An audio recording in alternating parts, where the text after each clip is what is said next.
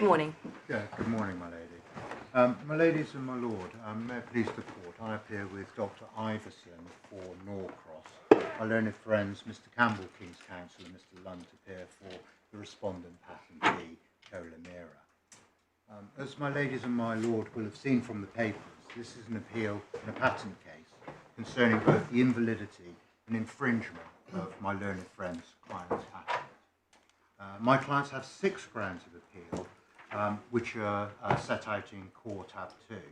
And subject to my lady and my lords, I intend to take matters in 8 topics. My first topic will be a brief introduction to the technical background of the patent and its teaching. And I'm then going to start with the grounds which, if I'm right, leads to a finding of non-infringement, irrespective of the patent's validity. That's my grounds 1, 2, and 3. So my second topic is the principal issue of construction, what we say the proper approach to the claim construction should be as a whole, which then brings me on to my third topic, which is grounds 1 and 2, dealing head on with where the judge went wrong in accepting my learned friend's construction. Now, against that background, I'll deal with my fourth topic, which is where the judge went wrong on infringement. That's my ground 3. And is live if my ladies or my lord are with me on either or both of grounds 1 and 2. It's convenient then to follow that as a fifth topic with my learned friend's respondent's notice point, which appears that even if I'm partially right as to grounds 1 or 2, the judge should have found infringement by equivalence. That brings me then to grounds 4 to 6, which all go to the contention that the patent is in any event invalid. And I'll start with my 2. When you say in any event, can I ask you this question? Suppose, after due consideration, we came to the conclusion that the appeal succeeded to the extent that there was no infringement. Would you still press us to decide the question of validity? My lord, I wouldn't.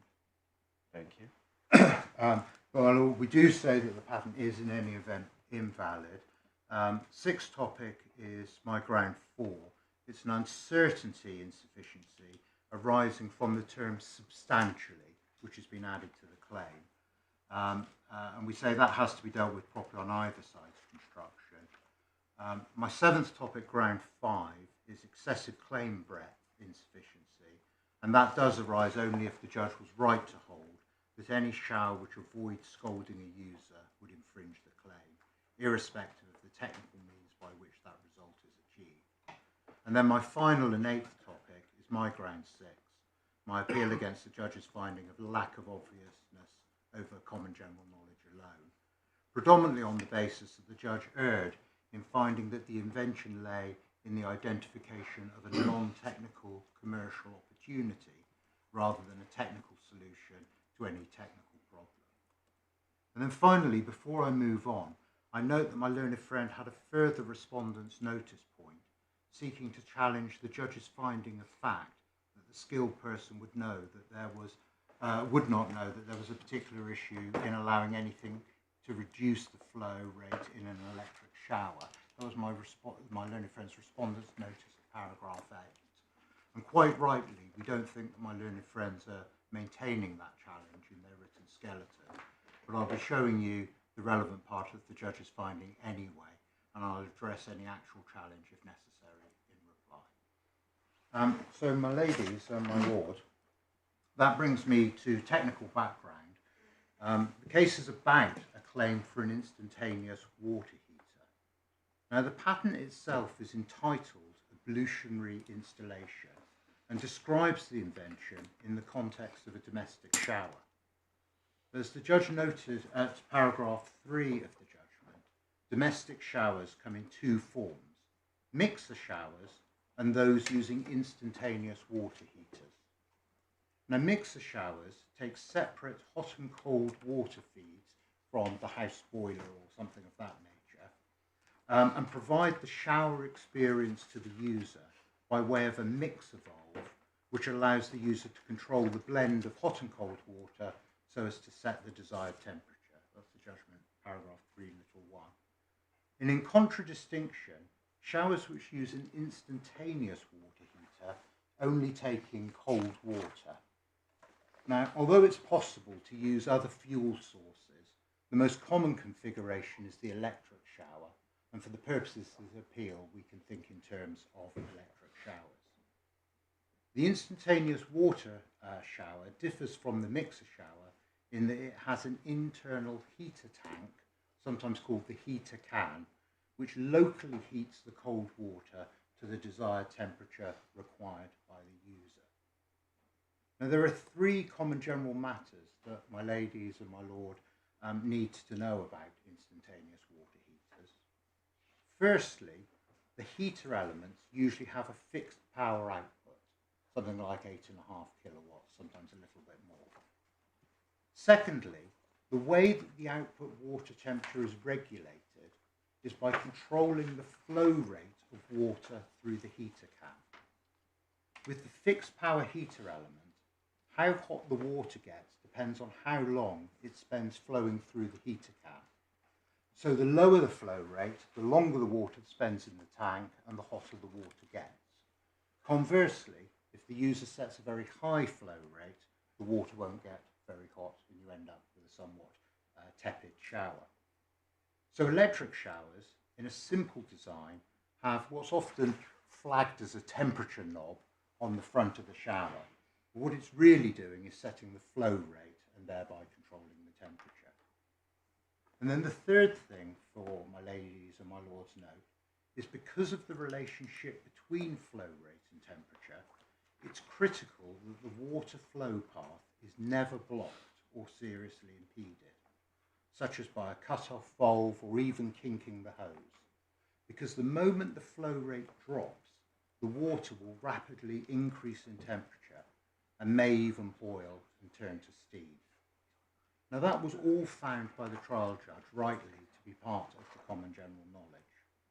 And indeed, we can actually go to it in the core bundle at tab 10, this is the judgment, and pick it up at paragraph 44 on page 118.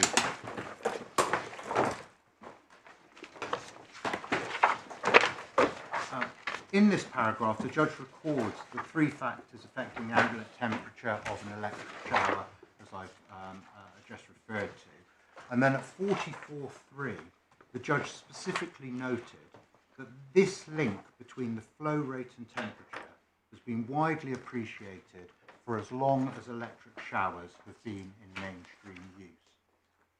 Now, whilst we're here at this part of the judgment, my ladies and my lord may note the findings of agreement between the experts over the page at paragraph 45. And after some resolution of some minor disputes, in the last 4 lines, the judge holds, on balance, I find that the skilled addressee would know that there was a particular issue with reducing flow rate in electric showers because of the concern about elevation of temperatures arising from such reduction. Now, as to that finding, we make 2 points. Firstly, the judge's finding is consistent with what is said in the patent on the first 2 pages, especially at the top of page 9. And my ladies and my lord have the patent in the supplemental bundle at tab 1. And at the top of page 9,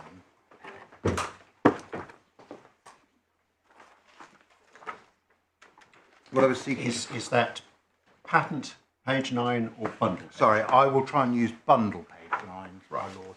So 9 in the red in the bottom right-hand corner. Thank you. The patentee says, as part of its introduction, for these reasons at least, the known, so pre-existing, shower installations employing an instantaneous water heater typically employ an uninterrupted flow path from the outlet of the heater tank to the spray outlet, so as to avoid, as far as is possible, any blockage that may reduce or interrupt the flow of hot water through the heater tank. And secondly, that finding of the judge is not challenged by either side on this appeal. As I mentioned earlier, it was raised as a potential challenge in my learned French respondent's notice, but doesn't appear to be proceeded with. Now, that was this common general knowledge as to how instantaneous water heaters, such as those included in ablutionary showers, work. and the common general knowledge that you must not block or restrict the flow path. Now I should briefly pause here to pick up a point that's made in my learned friend's skeleton at paragraph 6 about the action taken by the Bathroom Manufacturers Association in 2024 to issue a safety alert about aftermarket handheld shower heads which have an on-off button to allow the water flow. Well, that obviously can't represent common general knowledge in 2008.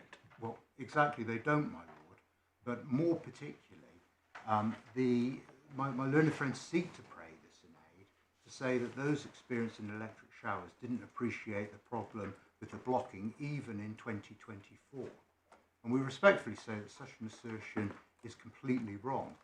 Those skilled in the art did appreciate that handsets were unsuitable for use with electric showers. And indeed, Mira's expert readily accepted, and I quote, "To anyone who knows how electric showers work, a start-stop button on the output is obviously dangerous and flat contrary to the requirements of the standard." And he accepted that was the case both in 2024 and at the priority date, 2008. And your lordship, my ladies and my lord, have that in the supplemental bundle at tab 9, bundle page 72, transcript page 42, starting at line 18. Now, the problem that the BMA was seeking to address was that such handsets that have got an on-off button conveniently for the user were being sold as aftermarket add-ons on websites such as Amazon without any warning to end users, to members of the public, that they were wholly unsuitable for use with electric showers. And the attempt was something of an opening flourish in my learned friend's skeleton to imply that the BMA safety warning implies that those skilled in the art, as opposed to ordinary members of the public, didn't know about the safety risk. And my learned friends go as far as to say it's compelling secondary evidence that even today manufacturers fail to see the insight of the patent. We say that's unbecoming of my learned friends, but unfortunately is typical of the assistance which my learned friends sought to afford the judge below. Now, in fact, what the judge accepted to be common general knowledge at paragraph 46, little 3 of the judgment was the relevant British standard, which my ladies and my lord have in a supplemental bundle at tab 13. If we could just go to that for a moment.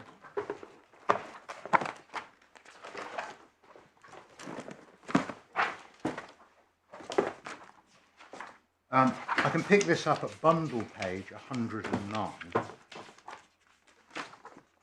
And the first point is just above the first hole punch at 7.12.1.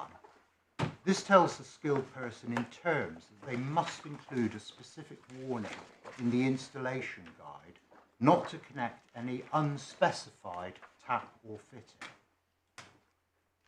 And if we go back to page 108 at 7.12 at the bottom of the page, those instructions also had to warn users that even the supply spray head must be descaled regularly.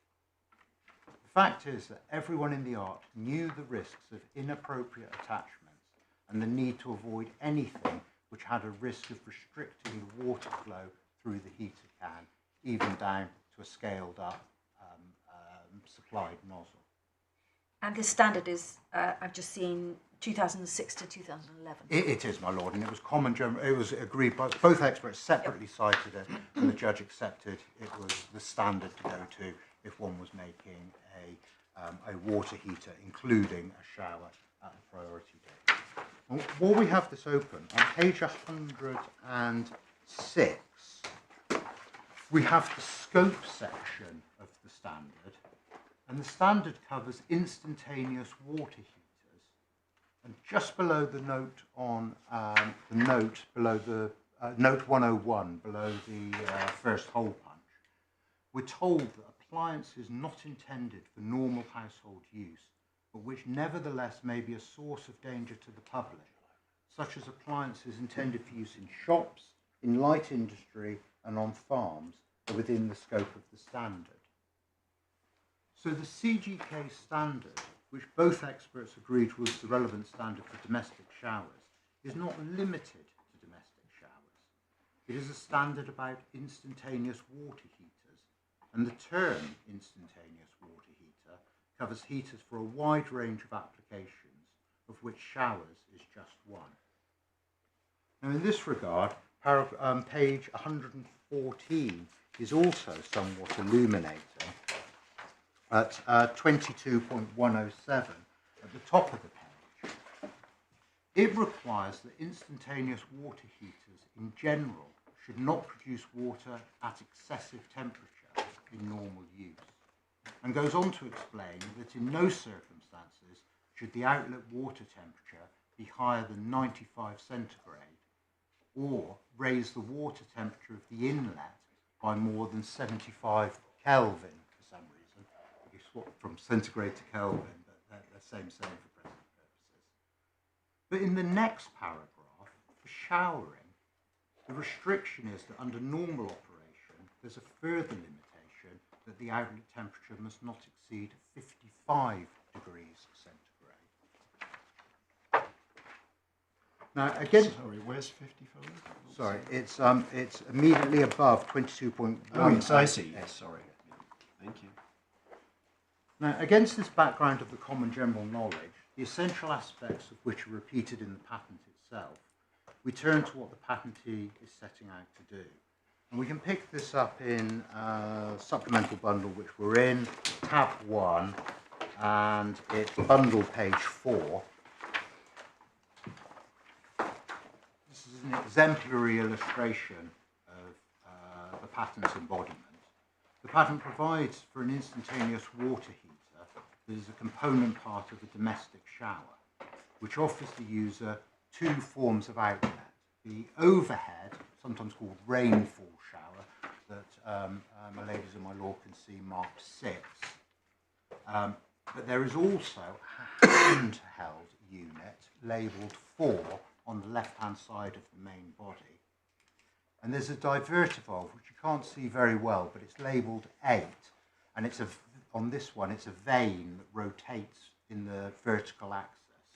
It's a diverter valve, which can be operated to divert the water so that it flows either through the rainfall shower head or through the handset. Now, the patent explains the purpose of this diverter valve on bundle page 13. And we can pick it up at line 23.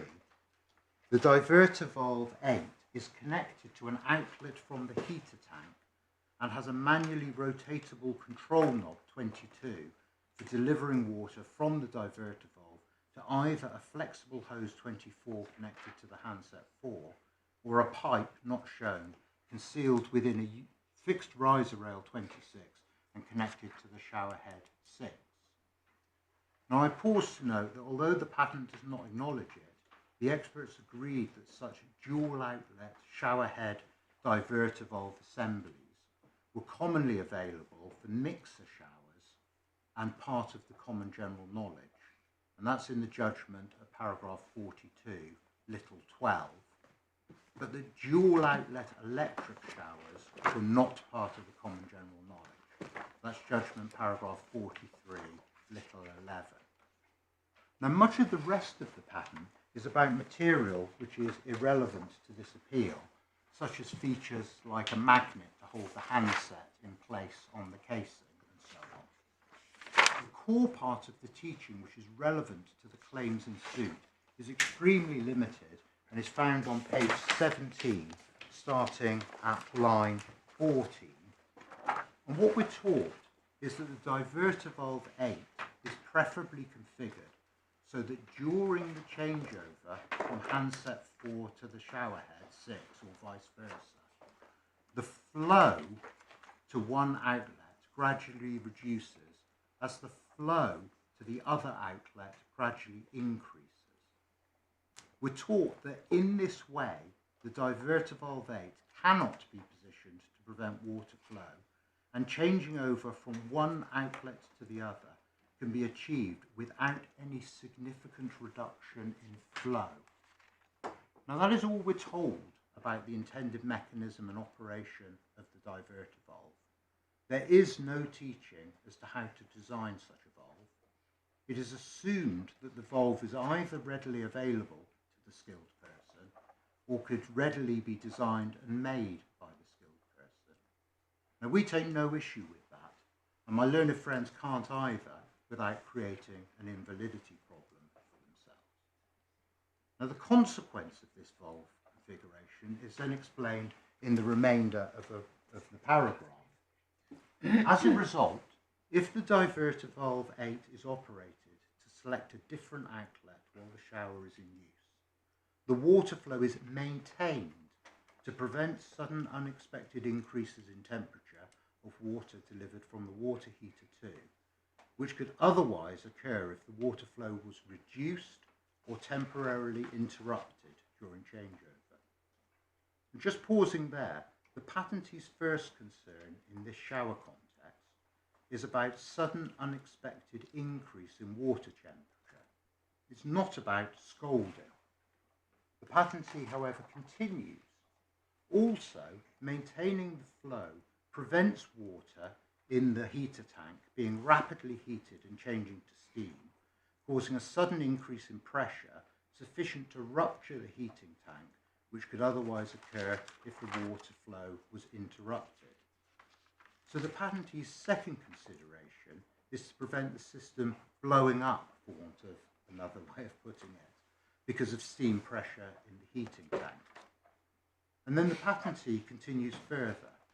In this way, the risk of a user being scalded by discharge of hot water from the spray fitting or escape of steam from a ruptured heating tank is reduced. Now, certainly at this point, the patentee is mentioning in the shower context a concern to reduce, if not avoid, the risk of scalding the user, but only as the final extreme result of especially large increases in water temperature. Exactly the same message is given where the patent opens on page 8. And if we just go back to that, at page 8, line 19, the patentee explains early on, maintaining the required flow for a selected water temperature while the heating elements are energized is desirable to avoid any sudden unexpected change in temperature, especially an increase in temperature that may give rise to a risk of scalding. So the patentee's objective in the shower context is to avoid any sudden unexpected change in temperature, with scalding only being an especial extreme case. Now, this then brings me to the general construction of the claim in issue, which is my topic too. And for my ladies and my lords' reference, the only claims in issue at trial were claims 1 and 4 for validity and infringement, with claim 17 maintained as independently valid, but not said to be infringed. Now, in practice, there were and are no separate issues with claims 4 and 17, and we only need to focus on claim 1. I say that because my learned friends tried to say in their paragraph 84 that because we haven't separately addressed 4 and 17, there's some issue. But that's because there's no separate issue that arises on them.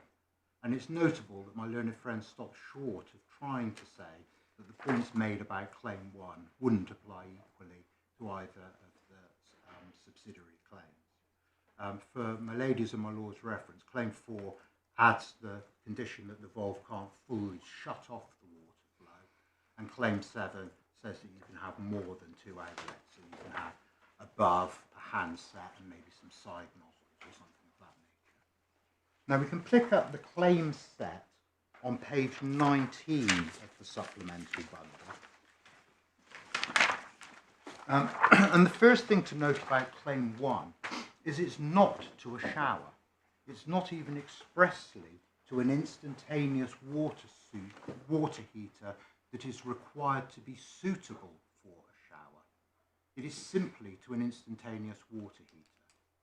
It says an instantaneous water heater in terms, but furthermore, there are no shower heads or anything shower specific anywhere in the claim.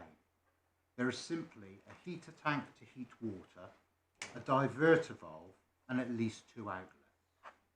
And just pausing at this high level, if my ladies and my lord look down to claim 19, which is on page 21, my learned friends do have a claim to an ablutionary shower installation provided with an instantaneous water heater according to any of the preceding claims.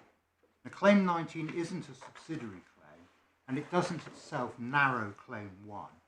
It simply claims a shower incorporating a component part which would satisfy at least claim 1. The consequence is it doesn't limit the class of water heaters covered by claim 1 to only heaters which are suitable for a shower. And it's convenient to note here my learned friend's contention in his skeleton at paragraph 34 that he will fall back on claim 19 if necessary. I object to that as being wholly impermissible. Claim 19 was not relied upon at trial and is not addressed at all in the evidence. More importantly, this was a case from the Intellectual Property Enterprise Court where claims to be considered are selected by the claimant and embodied in a court order.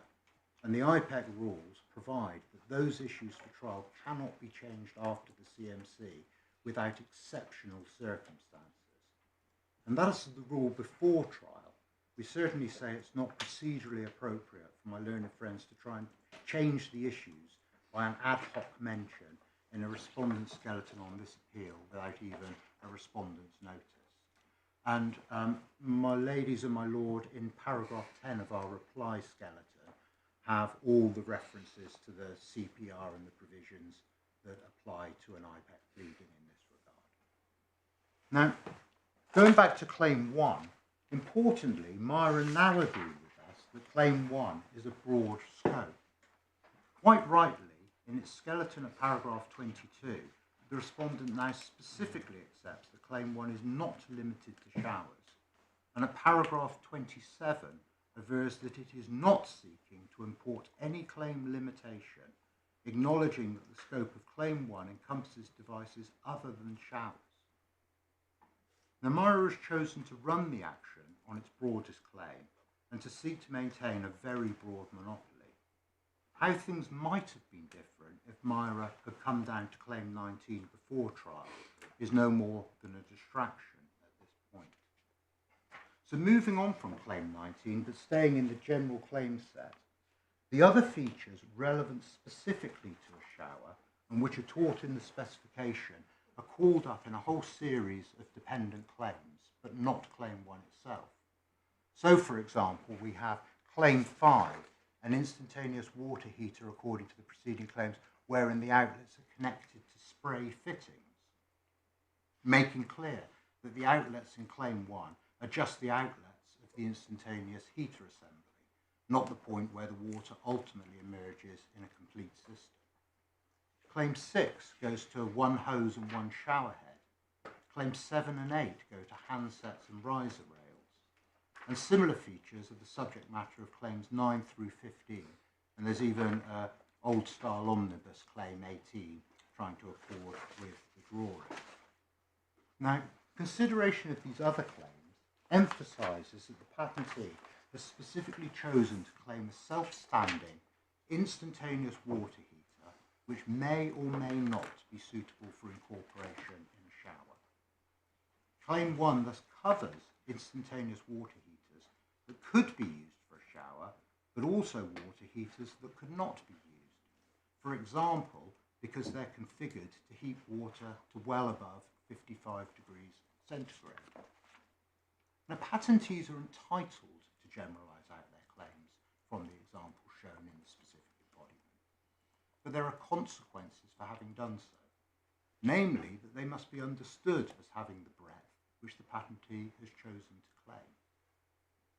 Now, going back to claim 1, by the third line, we've called up the 3 components: heater tank, diverter valve, and at least 2 outlets. And the diverter valve has been positioned between the heater tank and the 2 or more outlets. The function of the diverter valve is now expressly claimed as being to select at least 1 outlet from at least 2 outlets and direct water from the heater tank to the selected at least one outlet. Now this doesn't raise any construction difficulties, especially if we think about the simplest two outlets solution. The diverter valve can be operated to allow the water path from the tank to be changed between the two outlets. We then get the all-important wherein portion of the claim, which sets out the essential properties of the diverter valve, wherein the diverter valve is configured so that the flow rate is substantially unchanged during changeover from one or more selected outlets to another selected one or more outlet. Now, apart from the bounds on substantially, which I'll come back to, this again is not difficult or complicated claim language. The invention requires the diverter valve to have a specific characteristic, namely to maintain a consistent flow rate during changeover. So standing back, nothing in the claim prescribes what application or product the heater is to be used in, or even that it may be suitable for use in. The claim does not specify what is to be connected to the inlet, the outlets, or otherwise how it is included in a particular wider system or application. All that is functionally claimed is that the flow rate of water from the heater tank is maintained during changeover. So putting aside for the moment any ambiguity as to the bounds of substantially unchanged, which I'll come back to under ground 4, the archetypal implementation would be a diverter valve configured so that the flow rate is completely unchanged during changeover. And as we can recall from the passage we looked at on page 17, that was the preferable configuration of the diverter valve taught, that as the flow gradually reduces to one outlet, the flow to the other outlet gradually increases. We are specifically taught that this configuration ensures that flow cannot be prevented by the diverter valve, and it's easy to see how, and that changeover can be achieved without any significant reduction in flow. Again, very simple and straightforward. The invention, as claimed, is all about the specific configuration of the diverter valve. That is what has been taught, and that is what has been claimed.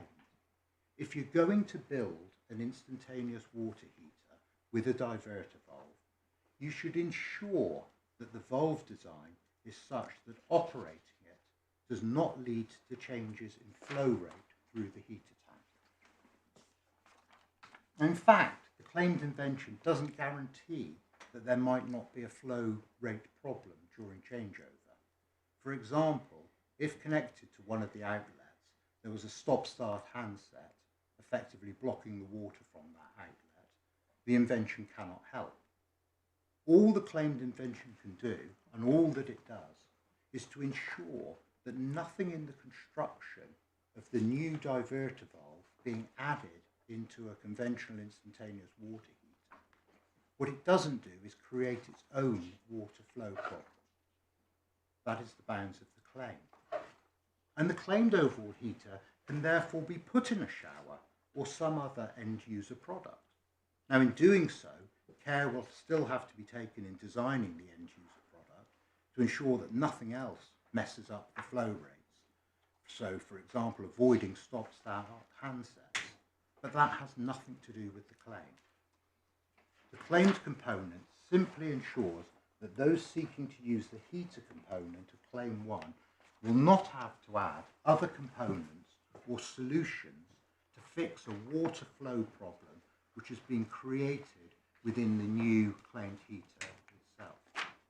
And we respectfully say that this isn't actually a difficult construction case, but with my learned friend's encouragement, indeed positive averment, it's not what the judge was led to find. And that brings me on to my topic 3, starting with my ground 1, the judge's acceptance of my learned friend's risk of scolding criteria. Now, the entirety of the judge's discussion of construction is in the judgment, starting at paragraph 64, which we probably turn up on page 126 of tab 10 of the core bundle. A brief recitation of law starting at paragraph 62 and 63. Then, picking up at, we get the claim at 64, then picking up at 65, the judge correctly identified that the main dispute between the parties was the meaning of substantially unchanged, but then allowed her whole approach to construction to be led by that dispute, rather than start with an overall approach to construction and then come back to consider how to deal with the problematic qualification substantially.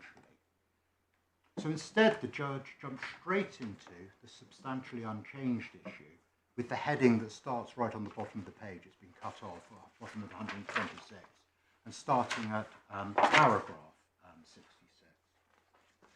Now at 66, the judge records the parties were ordered to plead their case on substantially unchanged.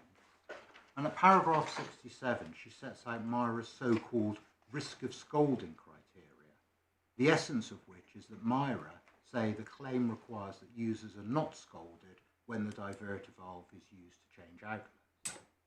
Now she correctly notes at paragraph 68 that a secondary case about unexpected change in temperature fell away, and then notes at paragraph 69 my client's case, as to which there are two key points to pick up.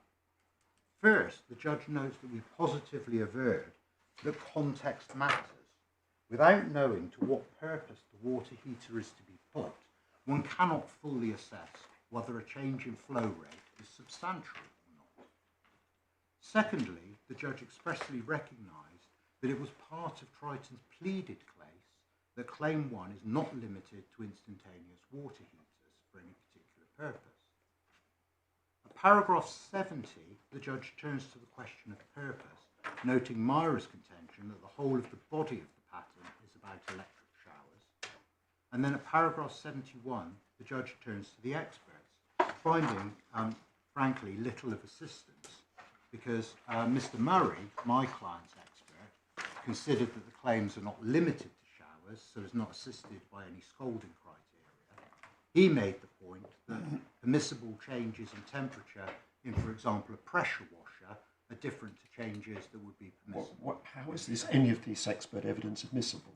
Exactly, my lord, but I'm taking your lordship through it, and I do say that it goes to very little assistance. Well, that's a different question. Is it admissible at all, whether it's of assistance or not? These are ordinary English words. Instruction is for the court. Your lordship is absolutely right. Sometimes, for example, in the Anand Kaisi case, where the court was grappling with, I think it's essentially two rather than substantially, the court was assisted by expert evidence as to assisting with the bounds. But in this particular case, we say it's ordinary English words and no assistance is to be found with the experts at all. Right. So 72 deals with Myra's, and then at 73, the judge observed that rather than picking up just the pressure washer example from Mr. Murray's evidence, in submissions at trial, my learned junior and I hypothesised other possible uses for an instantaneous water heater, such as a dishwasher. Now, the arguments having been summarised, we reach paragraph 74, where, with respect to the judge, everything falls apart. Because the judge takes the view that illustrating the breadth of the claim by reference to hypothetical examples is not a legitimate approach to construction, and it could only have been done with specific pleaded concrete devices. Now, the judge is unclear as to whether she thinks such devices must be real and have existed at the priority date, although she does think... Before we get into that, there's a prior question, which is, she seems to think that the court is restricted to pleaded constructions, which is wrong as a matter of law, Indeed, my lord. Because the court can adopt its own construction regardless of what the parties contend for.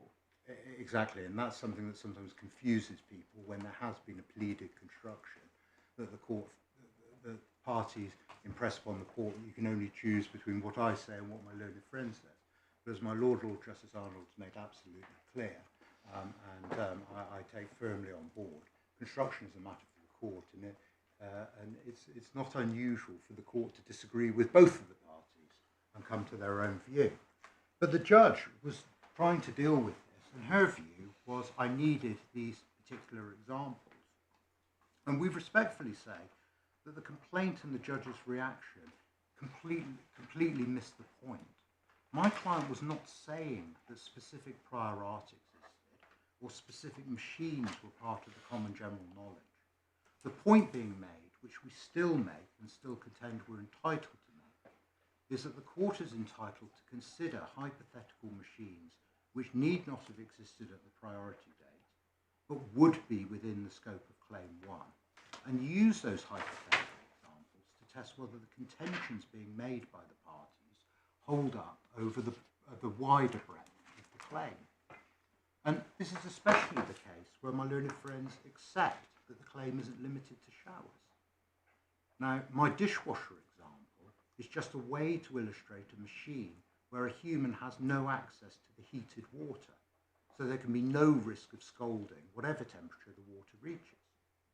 And similarly, a user can't touch the water from a pressure washer, normally without risk of injury, and it may well be being used for cleaning on a farm or light industrial use, and involve water temperatures well in excess of any risk of scalding at all times.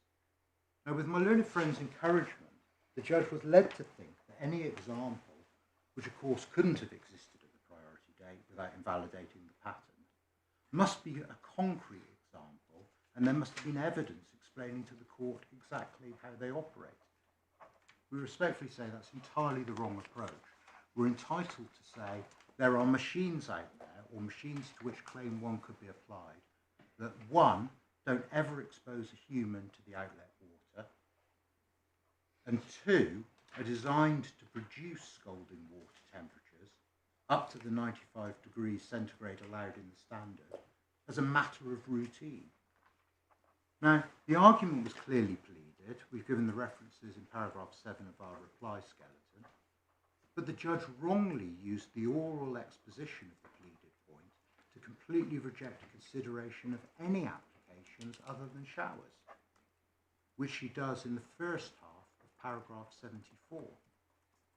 And the judge goes on in the second half of paragraph 74 of the judgment to say that because all the examples in the patent are about showers, the risk of scalding criteria makes a lot of sense.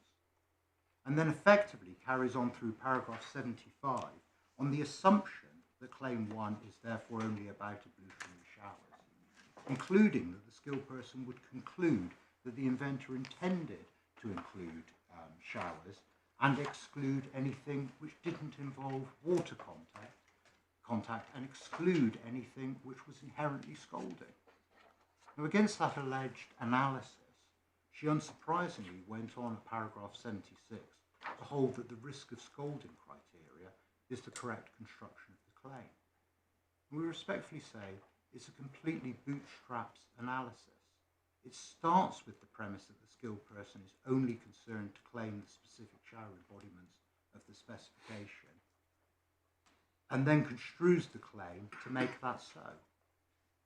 Now, having wrongly concluded that the claim is all about showers and a risk of scalding, the judge then turns to what the divertible has to do from paragraph 77 onwards. The divertible is configured so that there's a little subhead. And for my ladies and my lords, note, this is now moving into my ground 2, where the judge went wrong with the construction of this integer. She rejects consideration of the actual scope of Claim 1, accepting the expert's opinion at the end of paragraph 78 that it makes no technical sense to analyse the operation of the divertible outside of the context of an ablutionary shower. But again, this is bootstraps. If you start not only with the assumption that the claim is limited to the shower context, but also, like the specific embodiments, that the claim is to a whole shower unit, not just the instantaneous water heater, then that is the context in which the operation of the valve has to be assessed. But the point which Triton made and continues to make, and Mira now clearly accepts, is that claim 1 is not a shower. It's a claim to an instantaneous water heater of general application. It's not even limited to an instantaneous water heater suitable for use in a shower. Particularly for my ladies' note, sometimes a patentee will claim in a product claim a instantaneous water for a shower, or suitable for a shower. They're both construed in the same way. And that then imposes, to some extent, some constraint on the limitations. But here we don't even have that formulation of the claim. It's purely an instantaneous water heater. So stepping back and looking again at the end of paragraph 78, with respect to the learned judge, it is a nonsense to say that it makes no technical sense to analyse the operation of the diverter valve absent the context of a complete shower. Analysing the claim starting from the assumption of a shower is analysing the claim away from the assumption of a shower is exactly what is required for a proper construction. And the judge's failure to appreciate that, we say, led her into fundamental error. Had the judge properly understood the limits of the claim, which are not disputed, the judge would have appreciated that the risk of scolding criteria simply doesn't work, nor is it necessary to substitute it for what is actually claimed, nor is there any reason to use it to shift protection away from what the patentee has actually claimed. I'll take those in stages. It doesn't work because the claim covers instantaneous water heaters that are suitable for use in circumstances where there is no possibility of a person coming into contact with the water. Closed box like a dishwasher or any other piece of equipment. It doesn't work because the claim covers instantaneous water heaters which are suitable for use in products where the water is intended to be scalding hot. Some sort of pressure washer for cleaning down farm equipment or something of that nature. It's not necessary because putting substantially aside, the patentee has scoped his invention based on the diverter valve being configured so as to not upset flow rate through the heater during changeover. In any given application, changes in the water flow may indeed have a variable secondary effect on the temperature of the water, but the patentee has not attempted to claim the variable secondary effect. What he's chosen quite rightly to do is to claim the primary effect, which is determined solely by the technical configuration of the valve. And then finally, we have to remember that the patent is still applicable to non-shower water heaters because it's still necessary at the very least to make sure that the water flow is not reduced to such a level that the heater tank ruptures. And there may be other reasons for not exceeding certain temperatures or temperature variations, all of which are achieved not through adhering to the risk of scalding criteria, but by maintaining the flow during changeover. Now, one of the consequences of the way the patentee has claimed is that it's entirely possible to consider infringement of a complete Claim 1 assembly sat on the shelf of a warehouse without any knowledge of the application or product to which it's going to be put. I make a generic heater unit with a diverter valve and I sell it. Mr. Campbell may choose to put it in a shower. Dr. Ives. Well, you don't even have to get to the warehouse. I mean, one of the whole points about a patent is that one of the rights it gives you is the right to stop importation. So suppose this is on the docks, coming into the country. Exactly. Can you stop it or can't you stop it? Exactly, and you need to be able to answer that question. And on my construction, you can do. Is it an instantaneous water heater? Does it have a heater tank? Is there a diverter valve between the tank and two or more outlets? And does the diverter valve have a configuration to maintain a constant flow path through the heater during changeover, when looked at as the diverter valve on its own? That's the proper construction of the claim. In relation to the item on the shelf, I think you say this perhaps in your reply skeleton, you presumably have to hypothesise it will at least putting water through it. Yes, exactly. And one has to do that with these sort of technical apparatus. Yes. You've got to consider it's got to have water. That's like plugging the toaster in. Exactly, but you keep it within the bounds of the scope of the claim, rather than starting to hypothesise what you might do with it. I mean, Well, as I understand it on your ground too, the key point is that the diverter valve itself mustn't do anything to affect the flow. yeah, you don't create a problem. And if the diverter valve... But it doesn't solve problems. It's not claiming that it solves problems. But whatever you do with this heater, you will never have a water flow problem, because you can't stop the start-stop handsets, for example. But what it does is I'm taking an instantaneous water heater. For the first time, I'm adding a diverter valve. When you add that diverter valve, do it with a configuration of a diverter valve that doesn't create a problem that you're then going to have to solve in the wider system. What you go on to do with that heater is up to whoever buys it from the warehouse or takes delivery of it at the border. What we do say is, subject to very special exceptions for second medical use cases, patent law doesn't recognise a product which flips and flops in and out of infringement, depending on how it's subsequently used, or depending on the intention of the seller as to how it should subsequently. We respectfully say that the judge's whole approach to construction is wrong in principle and cannot stand. The judge, with the assistance of my learned friends, took a wholly unconventional approach to understanding the claim, building everything on an attempt to resolve substantially unchanged ambiguity, and in so doing lost sight of the normal principles of claim construction, and indeed the task of construing the overall claim as a whole. The correct approach to construction is, as we've already explained, which simply leaves over the issue of how broadly or narrowly to read substantially, which I'll address under the insufficiency ground 4. Now, against that, I now turn to my fourth topic, which is infringement on normal construction. Now, at trial, Mira chose only to advance a case of infringement on the basis that it was right about construction based on the risk of scalding criteria. They had an admission from my client that in normal use, its products do not scald end users. And that was the beginning, middle and end of the factual inquiry to infringement. Mira made no attempt whatsoever to try to establish that the diverter valve in the Dualet products was itself configured so as to not to substantially change the flow rate during changeover.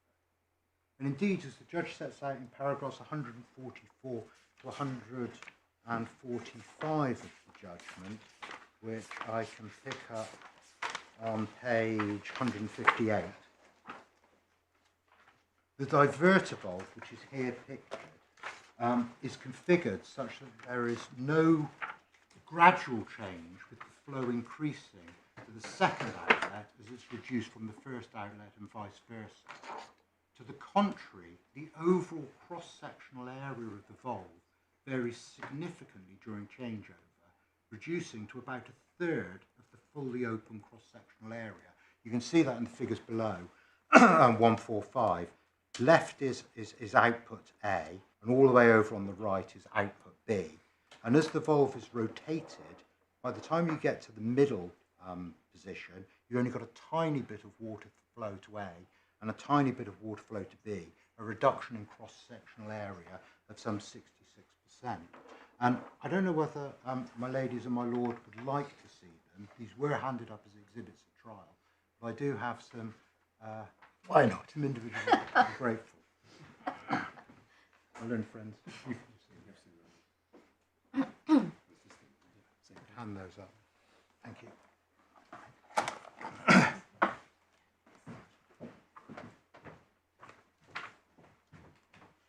Thank you.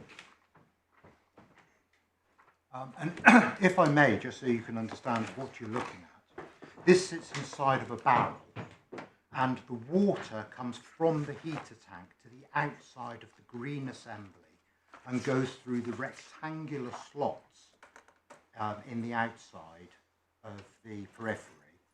And then looking at the end where you've got the two ports, there's a seal goes around there, and one port goes to one outlet and one port goes to the other.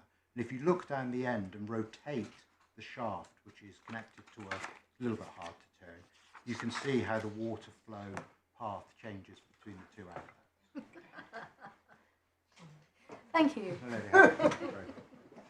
And we have that pictorially represented in 144 and 145 of the judgment. Now, Mira submitted no evidence whatsoever of any attempt to measure the flow rate through this valve. Mira's whole approach to infringement had nothing really to do with the configuration of the diverter valve at all.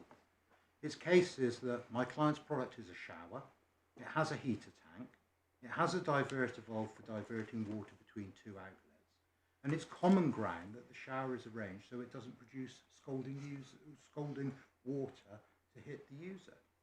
Therefore, Mira says the shower infringes the claim. Now, it all comes down to the risk of scalding criteria and a complete failure to have any regard to the actual requirements of the claim on any proper construction. There's common ground, as recorded by the judge in paragraph 147 of the judgment, that the reason the dual-X showers don't have a scalding problem during changeover is because there are other components in the system, especially something called the flow stabilization valve, which is located north of the heater tank on the inlet side, which separately operates to control the flow rate in the event that something, including the diverter valve, would otherwise cause a change in flow rate. Now, as explained in paragraphs 138 and 139 of the judgment, the flow stabilization valve constantly regulates the flow rate to maintain a steady showering temperature. It also mentions that in some of the dual-X showers there's an even more advanced control system for regulating flow rate and temperature. But none of this has anything to do with the configuration of the diverter valve. But wouldn't these points, seems to me, hold good wherever you get to on the risk of scalding issue? I mean, isn't it, can you put your case very straightforwardly that it's not the diverter valve that's making any, it's doing the job, if you my lady is absolutely right, and that's the distinction between my ground 1 and ground 2. Although, so I think I'm talking ground 2 here. Yeah, although in the circumstances that the court is against me on risk of scalding criteria, I still have my ground 2 that you've got to look at the diverter valve and the configuration of the diverter valve. And my Lady Justice Falk is absolutely right that this point on infringement runs unless the court is against me on both my grounds 1 and my grounds 2, that frankly the configuration of the diverter valve doesn't matter. I say it does, and I say that the other side's case stopped at the risk of scalding criteria and never sought to prove that anything about the configuration of the valve. No attempt made to prove that the heater can and diverter valve would maintain a substantially constant flow rate without operation of these devices, and it's very close to it being common ground that they would not. If you take everything else aside, the cross-sectional area changes by 66%. My learned friend will never say it, but he's never put up a positive case that my diverter valve maintains the flow rate, everything else being equal. Now, the dual-X showers also have an emergency thermal cutout, which, if something does go wrong with the flow rate, operates to prevent water reaching scalding temperatures. It disconnects the power to the heater can, and that contributes to the overall avoidance of scalding in the product, and thus it's also part of Mira's reliance for the purpose of infringement. And the judge's conclusions come together on paragraphs 149 and 150, where she records my client's submissions that it's wrong in principle to look at the shower as a whole. And the judge goes on in the paragraph to reject the approach on the same basis she took with construction, that it makes no technical sense to analyse the operation of the diverter valve absent the context of its installation in a shower. And we respectfully say the whole approach is as wrong on infringement as it was on construction. The patentee has taught a system which depends on a particular configuration of the diverter valve, not on any shower which avoids scalding the user. And finally, the judge takes a similar approach to infringement by the operation of additional and different components which are nowhere in Claim 1, ultimately concluding at the end of paragraph 150 that the end user of a dual-elect shower does not care whether the scalding is avoided by the technical means of the diverter valve or some other part of the system, and that's why there's infringement. And with respect to the judge, this consumer's view approach has nothing to do with patent law. The overall result of the judge's approach to construction and infringement is that Claim 1 gives Mira a monopoly on any dual outlet electric shower, which by any technical means avoids scalding the user. And with the assistance of my learned friends, the judge was directed as far as possible away from appreciating the proper role of the claims of a patent, and ended up with a patent extending to the commercial idea for a new type of product, a dual outlet electric shower, with infringement by any product, no matter how it works, provided it delivers that commercial idea to end users. We respectfully say that's a fundamental failure to appreciate what patents are about, and with respect, it cannot stand. Now, if we're right about the proper construction of Claim 1, there is no case of infringement advanced by Mira, namely no case that seeks to prove that the diverter valve is configured so as to maintain the flow rate during changeover. The burden is on my learned friend to run that case, to prove it, and if he hasn't done so, and it follows the infringement case must fail. But the same is true even if the judge is partially right that the acid test for acceptable performance is a risk of scalding, and this is my Lady Justice Falk's point. Because even with the risk of scalding criteria, the risk still needs to be avoided by the configuration of the diverter valve and not some other component in the system, such as the flow stabilisation valve or thermal cutout. And again, Mira make no attempt to prove that case either. Now I can then briefly deal with topic 5, which is my learned friend's respondent's notice point concerning infringement by equivalence. The case was acknowledged by the judge in paragraph 141 of the judgment that she didn't need to address it because of her finding on normal construction, and she didn't do so. Now, as we've set out in our main skeleton at paragraph 87, the equivalence test is a 3-part test. In short paraphrase, does the variant achieve substantially the same result in substantially the same way? If so, would the skilled person appreciate that? And if so, is there any reason to think that the patentee intended nevertheless strict compliance with the claim? Now we can answer the equivalence case completely on question 1, and therefore I'm not dealing with questions 2 and 3. They're never reached. Question 1 has 2 limbs. Mira must prove substantially the same result and in substantially the same way. Now my learned friends only seek to advance equivalence, as I understand it. If I'm wrong about ground 1, that's the risk of scalding, but right about ground 2, that's that it must be done by the diverter valve. On that basis, the result is avoiding risk of scalding, and I necessarily accept that dual-elect showers as a whole achieve the same result. That's the first limb of question 1. But things are very different when we get to whether the dual-elect showers achieve that result in substantially the same way as the claimed invention.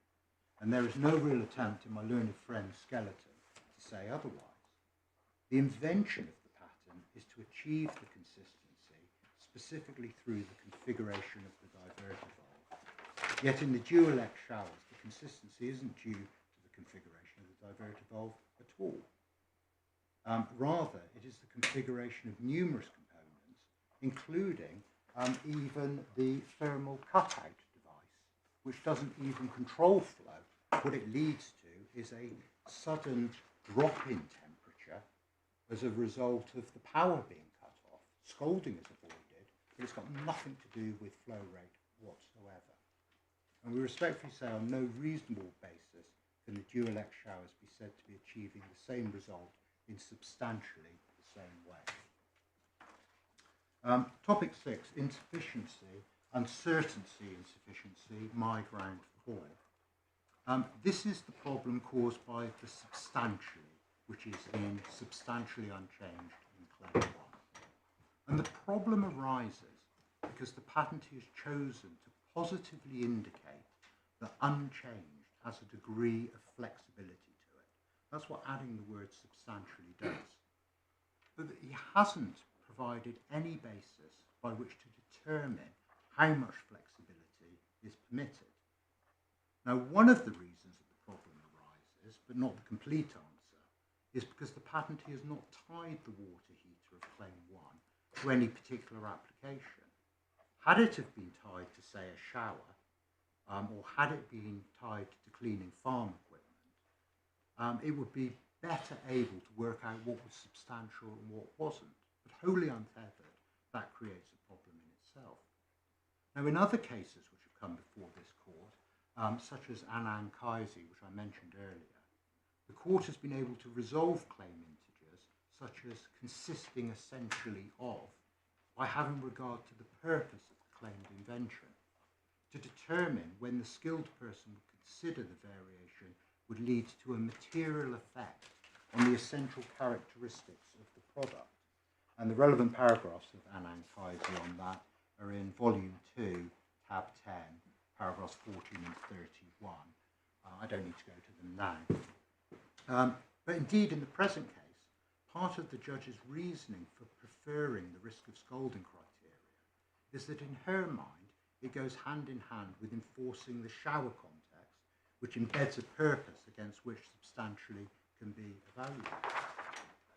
But absent any specific purpose, how is the skilled person to know whether the flow rate is substantially unchanged or not? There simply isn't any guidance provided. In fact, even for showers, in the patent itself, my learned friends have had to try and set guidance by arbitrarily limiting the criteria to avoiding scolding, even though the teaching is much broader. As we saw on page 17 of the patentee's first concern is a sudden unexpected increase in temperature. And on substantive page 1, but page 8 of the bundle, line 20, any sudden unexpected change in temperature, especially an increase in temperature, that may give rise to a risk of scolding. So at best, a risk of scolding is a subset of the patentee's actual purpose. It is at the extreme end and only in circumstances where the temperature is going up rather than down. But that selection doesn't come from the claim. It comes purely from my learned friend's submissions. You wouldn't get the risk of scolding from anything other than submissions. Clearly, what the patentee is expressly contemplating is that even small and perfectly safe changes in temperature are undesirable and are to be avoided. And they can be avoided by the sort of valve taught in the patent, where the overall flow aperture is kept effectively constant. So even in the specific shower context, it is very difficult to see why the skilled person reading the claim or the patent as a whole would objectively come up with the risk of scolding criteria, as opposed to something which better reflected the patentee's actual... Yeah, but at this stage, you're just reiterating your argument on construction. There's obvious overlap, my lord, with my position on construction. But if one finds the position on construction as limited to showers, for example, one still has to say, well, why is substantially unchanged? Why does that go to scolding rather than small increases in temperature? So it depends which elements of the construction argument my lords and my ladies and my lord are with me or not on. Obviously, there is, as the judge found below, one could say, regardless of the way the claim is drafted, the patent's about showers. And well, let's test the argument this way. Let's assume that you are successful on both grounds, 1 and 2. Yes. Now, your submission is that in that event, you succeed on non-infringement, and I take it from your earlier answer that you may therefore not care what happens to this ground, because you're not pressing for finding validity on that assumption. However, I'd still like to know where the argument goes to, even if we don't have to decide it. Yes. So let's assume, as I say, that you're right on grounds 1 and 2. What then is your position on this ground? The difficulty with, so if one goes for me being right on grounds 1 or 2, the problem actually gets worse, because we now haven't got any context at all. We're told, if the claim had said is unchanged, so dropping the word substantially, the court generally recognises as a matter of purposive constructions a certain amount of penumbra around it. It has to be evaluated on the facts in the case. But if somebody turned up with a valve that was 1% variation, something of that nature, you would be at real risk of the court holding that that's within unchanged. The problem comes when you add the word substantially, because what substantially does is to positively tell the learned reader, the skilled person, that variation is permitted. But how? Broad. How do you judge it? Is it really adding nothing to the simple word unchanged? So we're looking for, fractions of a percentage or a percentage, something like that. Or does it go all the way to 50%? Anything more than 51% maintained is substantially maintained, or majority maintained. And you end up with a game of language as to what each individual might think the bounds of the word substantially devoid from any context might be. And unlike a case like Anankaisi, where the court has resolved these issues in the past, the experts in that case were able to come along and say, look, it says, I forget the actual detail, that you shouldn't have more than X% in this. Well, what happens as a matter of CGK as the percentage increases? When it gets to 1%, the patentee's invention definitely won't work. There's some ambiguity between 0.1%, 1.1% is fine, and there's a little bit of a fuzzy boundary between 0.1, and the court held that was sufficiently clear for to allow the claim to proceed without an uncertainty of insufficiency. But here, there is nothing to bound the claim. We know there's zero variance is within it, completely unchanged, but how much more is allowed?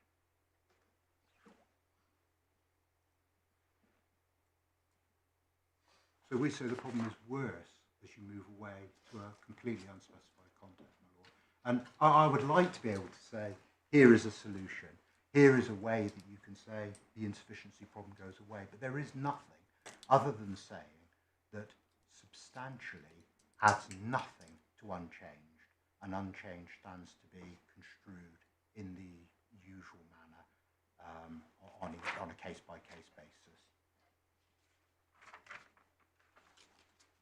But in this case, there is nothing, and no assistance is provided by any of the experts, because they were all focused on, or my learned friends were focused on, risk of scolding criteria, and we know what's scolding and what isn't.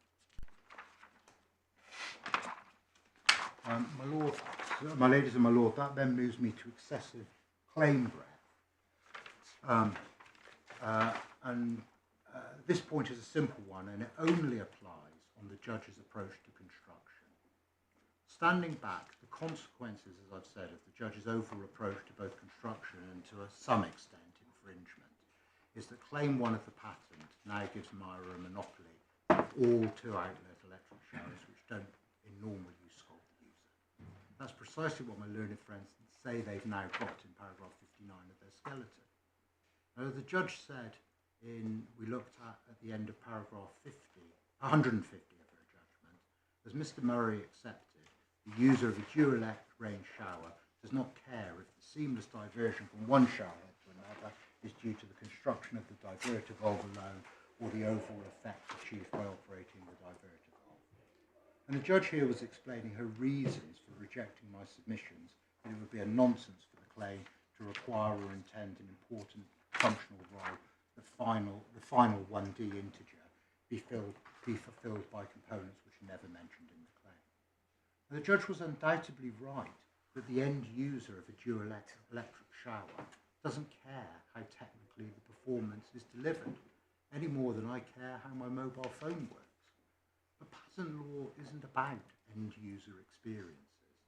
It's about technical solutions to technical problems. And this sort of erroneous thinking rather seems to permeate the judge's whole approach to the case. The patent's very limited technical contribution is that the flow rate should be substantially unchanged during changeover. And the technical solution to achieving that is to configure the newly added diverter valve in such a way that its insertion doesn't introduce a flow rate problem. And the technical solution is the appropriate design of the diverter valve. The judge's approach to the claim wholly disregards the patentee's very limited teaching, allowing the new diverter valve to be designed with almost complete indifference to maintaining the flow rate, provided the system as a whole, including components outside of the claim's instantaneous water heater, somehow ensures that the standard is complied with and the user is not scolded, whether that's by a separate flow stabilisation valve, a thermal cutout, a computerised temperature control system, or otherwise howsoever. The result is a monopoly to a commercially desirable product, irrespective of how that product is technically delivered, and in particular, irrespective of whether it utilises the technical contribution about diverter valves made by the patentee. Does it take the benefit of the teaching? If the judge's approach to construction is right, and we say it's not, the consequence is that this is a so-called free beer claim, taking an expression coined, I think, by Lord Hoffman. No. I knew you'd It say goes that. well back before there. I think it goes back almost to the 19th century, but certainly to the early 20th century. I'm grateful, my lord. With caution, I said that because he was one of the most recent to have mentioned it. And in fact, I think it was Lord Justice Jacob in that case anyway, but that's a side issue. He wasn't claiming to have originated that expression. I'm very grateful, my lord. For my ladies, the whole point about the nomenclature free beer claim is free beer is an obviously desirable thing. The distinction is you don't get a patent for claiming an obviously desirable thing. You get the patent for teaching how to get it. Everyone wants free beer, but how do you get free beer? Coming back to this case, everyone wants, or potentially wants, a dual outlet electric shower. But what the patentee has done is claimed dual outlet electric showers, irrespective of how they're implemented. Commercial rather than technical. Exactly, lady. And we say on our construction, the patentee hasn't claimed a free beer claim. He's claimed a particular technical solution. But when construed in the way the judge was pressed to approach it, the claim is overly broad to such a gross extent that it is consequentially invalid for claim breadth and insufficiency. That brings me then to my final topic and my final ground, ground 6, obviousness. Although we could have sought to attack the patent with a non-shower based obviousness case, it would have turned up with a pressure washer.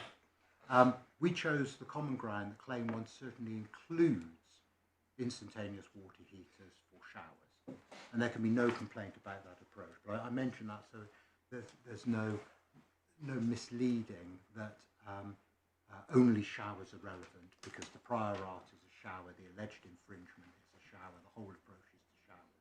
That doesn't detract from my point as to the scope of the claim. Now, the essence of my client's obviousness over common general knowledge alone attack is very simply stated. Dual outlet mixer showers with diverter valves to select the outlet were well known and popular in the market. They were part of the common general knowledge. Electric showers were well known in the UK and widely used. They were also part of the common general knowledge, but they only had a single outlet. Our case is that it was a purely commercial idea for somebody in the marketing department to say, can I offer users the same shower experience with an electric shower as with a mixer shower? In particular, dual outlets and a diverter valve to select between the outlets. And having had that commercial idea, whether it came from a customer, whether it came from the marketing department, it doesn't matter. There is no technical invention needed to deliver that product. And in doing so, you would arrive at the claimed water heater, including a diverter valve which kept the flow rate constant. There was common ground between the experts that asked to make a dual outlet electric shower. The skilled person would have no difficulty in making one, even within the narrow construction of the claim. And the judge found, as a matter of fact, at Judgment 46(1), that the first step in developing a new product in this area was for the skilled person to receive a brief from the marketing department as to what they wanted. All the skilled person then has to do is to simply connect a diverter valve to an existing electric shower. At that point, there are only two possibilities. Either it works fine because the off-the-shelf diverter valve doesn't introduce a flow restriction when operated, in which case the skilled person is slapped within the claim, or there is an immediate problem with temperature changes when the valve is operated.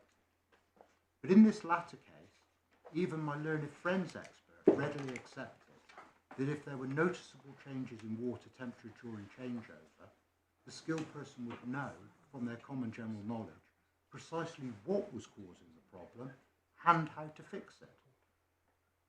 Because they all know about the relationship between flow rate and water temperature.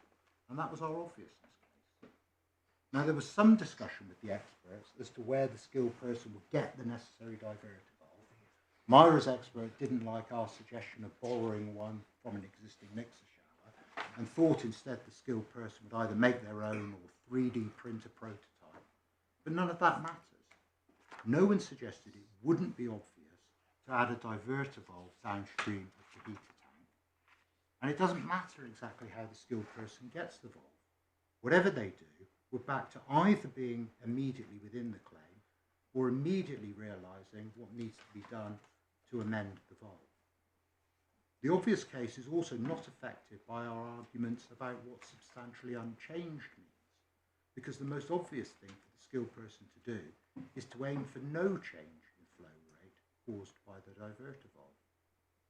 So against that, why did the case fail before the judge? And the core answer to that is to be found in paragraph 126 of the judgment, which is on bundle page 152. And the problem starts with the judge explaining that she perceives clear parallels between this case and the Harberman case. This was something that Mira impressed upon the judge, that like Harberman, it had taken the small and simple step of identifying the problem which was known in the common general knowledge, but appreciating that it could be solved by the installation of a diverter valve. Now, in order to understand this, we need to look briefly at Harberman, which we can... Well, just before we get into Harberman, what's the problem that she's there referring to? Well, that's what I was going to finally come back to, my lord. That even putting Harberman aside, it's wholly unclear what she thinks the problem is. Because she says it's a CGK problem, but the only CGK problem that's there is you mustn't block the flow rate. But perhaps, my lord, if I can just do Harberman, and then I'll catch up with exactly that point, because there is a secondary problem. This doesn't even make sense when you know what Harberman actually says. So Harberman is in volume 1, tab 2.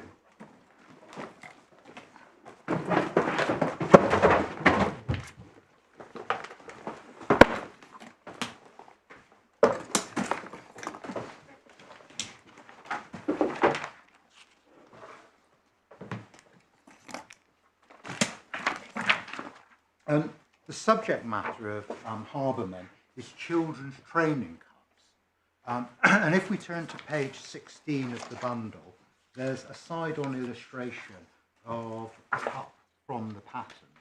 It's one of those my ladies and my lord have perhaps seen them. They're those plastic cups with screw-on lids and little sipping spouts that one gives to children for soft drink, hopefully for soft drink. Mark and T under the name the Anyway Up Cup. I'm grateful, my lord. So here we have an illustration of it, and the key point about it is that shown on this one, just underneath the sipping spout, is a membrane valve, which has it's a soft piece of plastic that has a slit in it that opens up to allow liquid to pass through when the child sucks on it, but otherwise it closes, preventing leaks. Now, going over to page 28 in the bundle, the sidebar section explains the important principles from Haberman, and it's under the title, The Evidence of Commercial Success and Long-Felt Want. Now, I can pick up first from paragraph 35 on the next page, where Mr. Justice Laddie, the trial judge, records the simplicity of Miss Haberman's invention.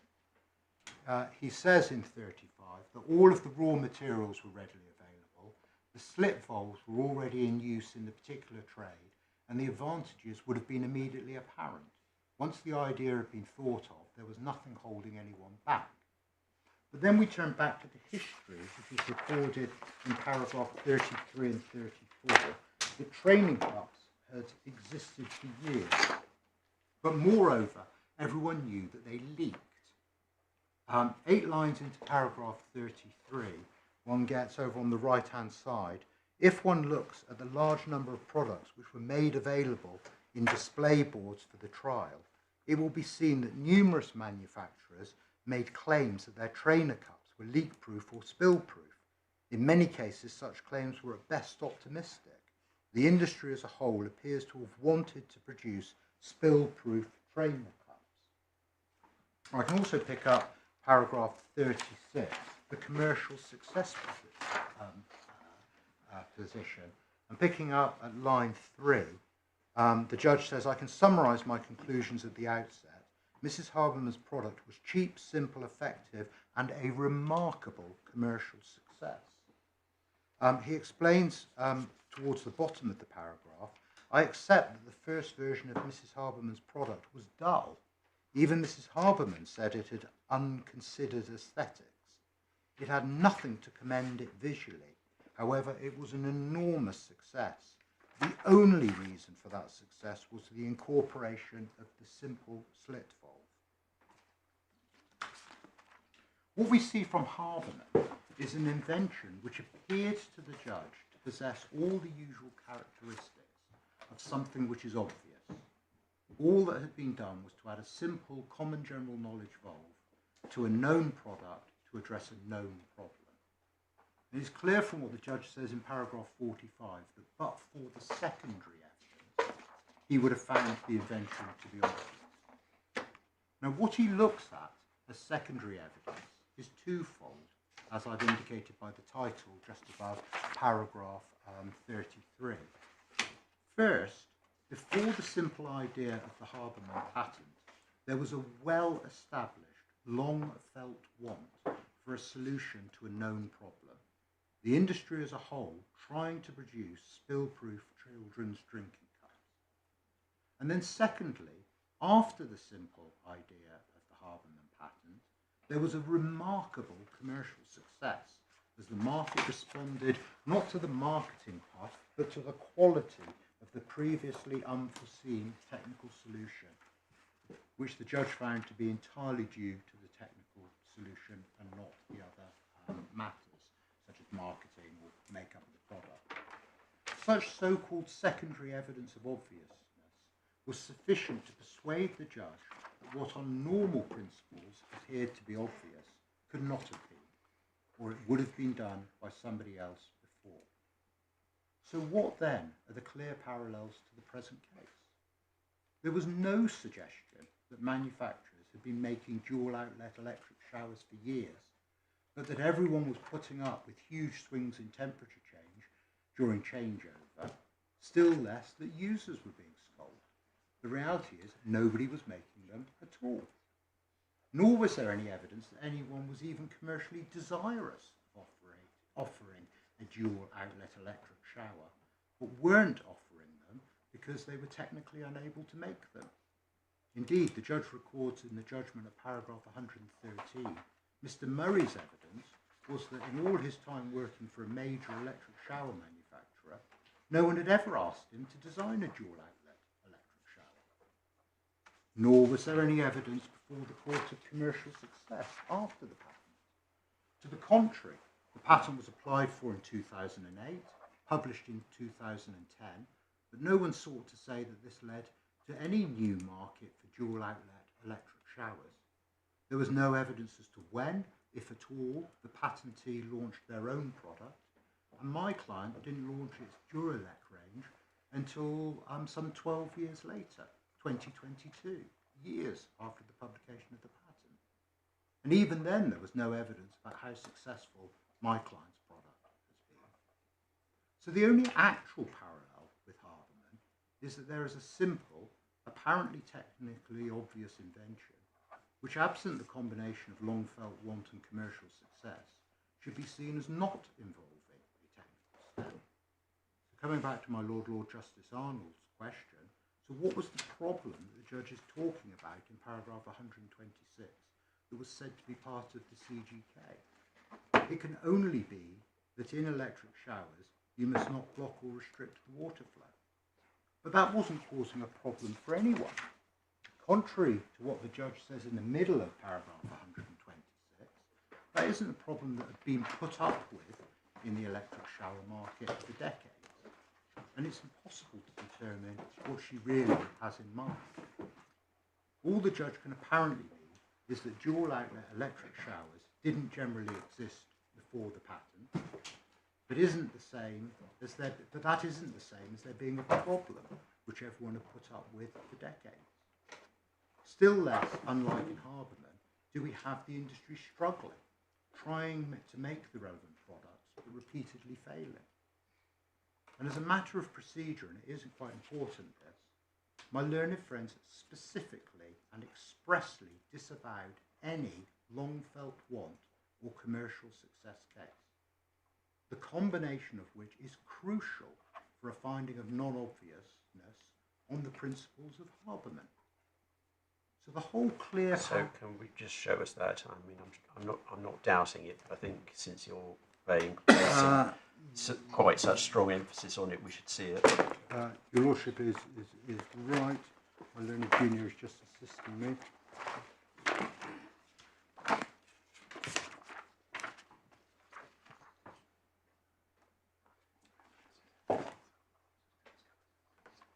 Yeah, so we pick up the reference in our skeleton, my Lord, paragraph 71 of our main skeleton.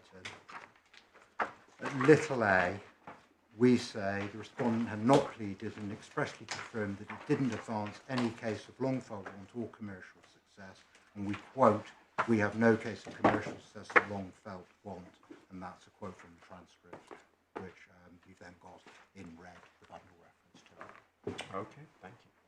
Thank you. So the whole clear parallels approach taken by the judge in paragraph 126 is, with respect, simply wrong.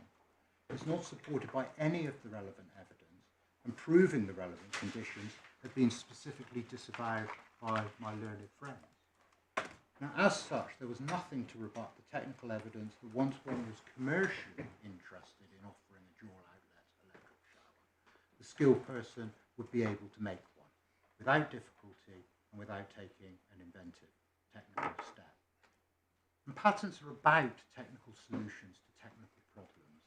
They're not about seeing a commercial opportunity and claiming a non-inventive product development that fulfills that opportunity. Now, our simplest obviousness case is that once one's decided commercially to produce or attempt to produce a dual outlet electric shower, even Mira's own expert agreed that the skilled person would have no difficulty building such a shower, incorporating a water heater, incorporating the components precisely as required by Claim 1, and indeed no one actually suggested otherwise. We've therefore, throughout this litigation, tried to understand what the inventive step necessary to support a valid patent is said by my learned friends to be. And my learned friends seem to mix between various... Can I just ask you this question? Was the judge referred to Hallen and Brabantia? Which is the most famous example of a commercial invention which was not a technical invention. My lord, I believe she was, but my learned junior is just searching through skeletons and the like, and I'll give you a definitive answer on that. Right. I believe it was a skeleton. It's the PTFE coated corkscrew. So it comes. So we say, is it the mere idea or is it the special configuration of the diverter valve? I've dealt with the configuration of the diverter valve. It doesn't involve an invention. So can the invention lie in the mere idea of producing a dual outlet electric shower? It certainly seems to be the case that the judge thought it important that no one had ever tried to make one before. And our position at the trial was that the invention cannot lie in the mere commercial idea for a potential commercial product. And what we specifically took the judge to was Petra Fisher's application, where... Well, that's why I'm asking whether she was referred to Hallen and Brabantia, because I think that might have been a bit easier. My lord, our opening skeleton at paragraph 115 said, finally, the law of obvious is concerned with technical developments, not commercial ideas. See Hallen and Brabantia, 1989 RPC 307. Right. Okay. The word... yeah. All right. Actually, it does carry on. It carried on I'm just making sure I wasn't doing where we quoted Mr. Justice Aldous, as he then was. The word obvious in section 3 is, I believe, directed to whether or not an advance is technically or practically obvious, and not to whether it's commercially obvious. An invention cannot lie in identifying something commercially desirable, nor can the fact that a solution is apparently commercially undesirable mean that it is not technically obvious. So that was our opening. Right. On Okay. that. So we did then go to Petra Fisher's application, which is what the judge picks up in the judgment, where Mr. Justice Jacob, as he then was, dealt with a claim effectively to a sports car, a cabriolet, with a diesel engine. And no one had made a diesel cabriolet before, but that did not make it inventive to do so. That would be a purely commercial decision, driven only by the commercial considerations as to whether or not it would sell in the market. If one suggested the diesel cabriolet could be built without technical invention, which it could, then it was technically obvious, and a patent could not be granted for the mere commercial idea. Now, the judge in this case rejected the relevance of Petra Fisher in the judgment at paragraph 113, little 2.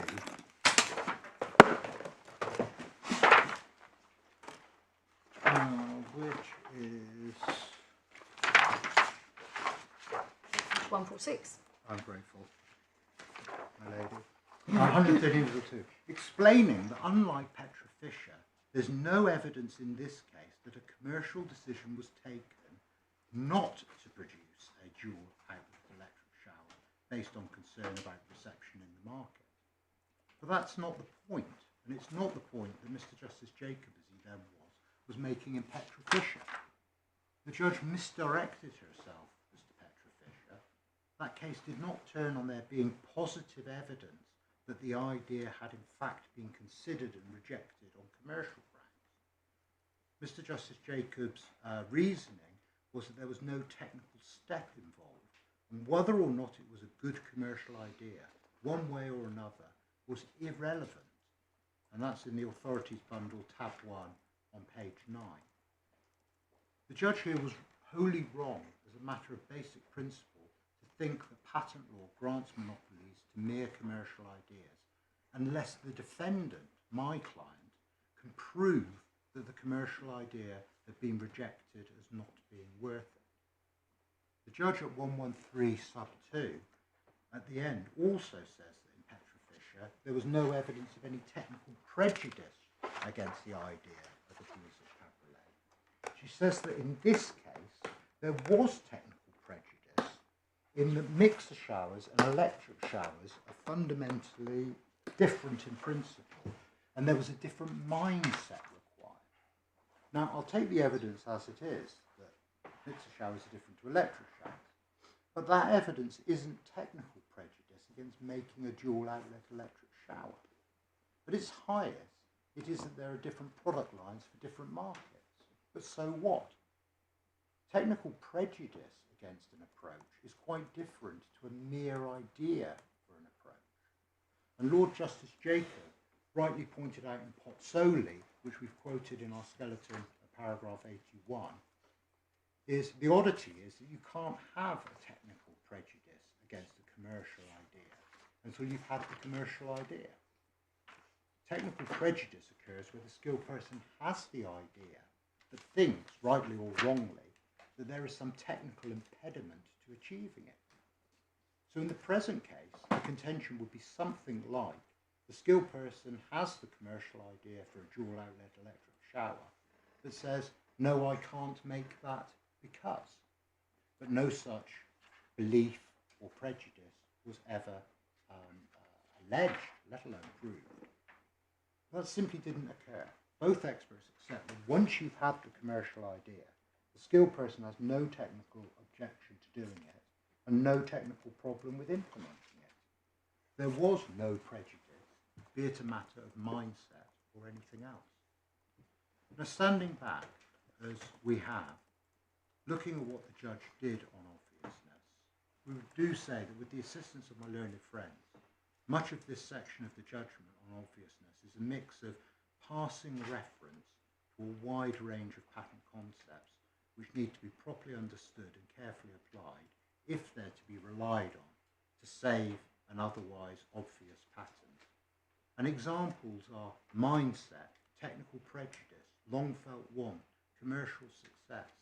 They were all being paraded in front of the judge without a great deal of assistance, bearing in mind this was a 2-day trial, 1 day for the evidence, 1 day for closings, that being half a day each, no oral openings. An awful lot of concepts were paraded in front of the judge, and the judge has done her best to find her way through them. But it's a difficult area, and mistakes have been made. There's no invention in a mere idea of a dual outlet electric shower, and no invention has ever been identified, let alone shown to be inventive, in the routine technical implementation once the commercial objective is presented to the skilled person. The result is that claim 1 of the patent is obvious, as are claims 4 and 17. Patents aren't about giving a monopoly to the mere idea. They're about a technical solution to a technical problem. And that is the fundamental misunderstanding of the judge, which runs through the whole of her approach, and is the principal reason why the You didn't mention claim 19 when you said that. I don't have to concern myself, my lord, with claim 90. Sorry, did I say 90? No, you didn't. No. And I'm asking why not. And that's simply because it's not alleged to be infringed. It's not alleged to be infringed. It's not alleged to be independently valid. It simply has never been considered at trial. Right. And for the reasons of the IPEC pleading approach, it's a distraction to deal with. Insofar Well, if it's the short answer is it's not alleged to be independently valid, therefore it falls with claim 17. Yeah. my lords, my ladies and my lords, that brings me to the end of my planned submissions. The only post-it note I have outstanding is, would you like us to provide a copy of our trial skeleton so that my ladies and my lord can see the points? No, I don't think so. No, thank you. So unless there's anything further I can assist you with, those are my submissions. Thank you very much indeed. I'm grateful. Mr. Campbell. My ladies, my lord, there's 6 grounds of appeal and also the additional respondent's notice. My learned friend started by saying he didn't think we're pursuing respondent's notice paragraph 8. That's correct. We are not pursuing respondent's notice paragraph 8. My learned friend adopted a course which was slightly different to his written submission, whereby he started with some general points, construction, infringement, and then came back, also infringement by equivalence, and then came back to validity, and I'll adopt the same approach. Now, so far as the technology is concerned, there's nothing very much to add to what my ladies and my lord already picked up from reading the judgment, from hearing learned friend. I would remind the court the judge did accept Mr. Mill's evidence that a different mindset was required to engineer either electric shower or mixer shower. That's judgment paras 47 and 49 at pages 120 and 121. I don't think we need to go there, but that evidence was accepted. Now, it was also the position, as the court has also heard, there was no commercially available dual outlet electric shower products at the priority date. The judge made that finding as well at the end of paragraph 4. So my learned friend drew attention to the standard. That standard's obviously talking about single outlet products, not dual outlets. The safety risk was correctly explained by the judge as follows, and we will look at the patent in a little more detail in a moment. Last sentence of paragraph 5 of the judgment refers to the two different ways in which there could be a risk of scalding the user, and I will spend a bit of time on pages 1 and 2 of the patent. Now that, I think, is all the technology that I need to say. There'll be more points of detail as we go along. Some other headline points. We would say the judgment, in our respectful submission, is notably careful and comprehensive, running to 62 pages for a 2-day IPEC trial. It is worth bearing in mind that there are no new arguments as such raised by my learned friend. It's all the same arguments that were raised below, or new ways of putting them. It wasn't seriously suggested, as I detected, that the judge applied the wrong law and should have applied some different law. My learned friend did make some comments towards the end of his submissions about all sorts of concepts being given to the judge, but he didn't identify any errors of law, merely the application as he saw it. It's also important to bear in mind that at trial there was a sustained and prolonged attack on validity, which occupied most of the trial. It's occupied rather less of a learned friend submissions today. But that failed, so the starting point is this patent was found by the judge to be a good invention, both new and inventive, and there's no challenge to the judge's finding on novelty, from which it follows that no one had done the subject matter of claim 1 or any claim before. Now, I don't overlook my learned friend's ground of appeal 6, which I've called the rump obviousness attack, based on common general knowledge alone. We would say that has to be weaker than the obviousness attack based on the prior art, the pleaded prior art, which the judge rejected and against which there is no appeal. And fourthly, by way of general point, the appellant doesn't advance what patent lawyers call a classical insufficiency, and that means they're accepting that the patent, when read in the light of the common general knowledge, enables the teaching it discloses. Both experts agreed in cross-examination there was no difficulty in making the patented product. See judgment 134. So then we come to ground 1, claim construction, which is, of course, much the major issue in the case. And my ladies and my lord have been shown the patent claim. We noted that the claim itself doesn't say anything about the risk of scalding. The claim language is configured so that the flow rate is substantially unchanged during changing it.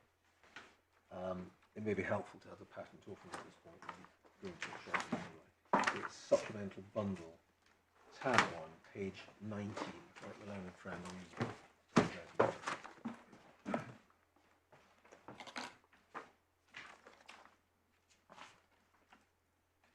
So there's not much to be said about the technical. There's no technical terms in this claim. They're all ordinary English words, I think. And therefore expert evidence inadmissible. I'm sorry, my lord? And therefore expert evidence to interpret the claim is inadmissible. Yes, there's one slight wrinkle in that there's a little bit of evidence about technical consequences in particular constructions. That's in the judgment. I'll take my lord to it. But what my lord says is, right, that evidence as to the meaning of English words is not admissible. Now, my learned friend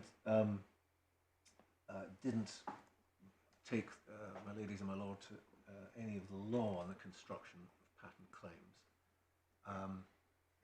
Obviously, it's very familiar to my Lord Justice Arnold, maybe slightly less familiar, but increasingly familiar to the other members of the court. What I'll do is I'll just summarise what I believe to be some non-contentious propositions, then look a little bit at a decision of my Lord Justice Arnold's when he was at first instance, which is generics, which has quite a lot of useful material in it.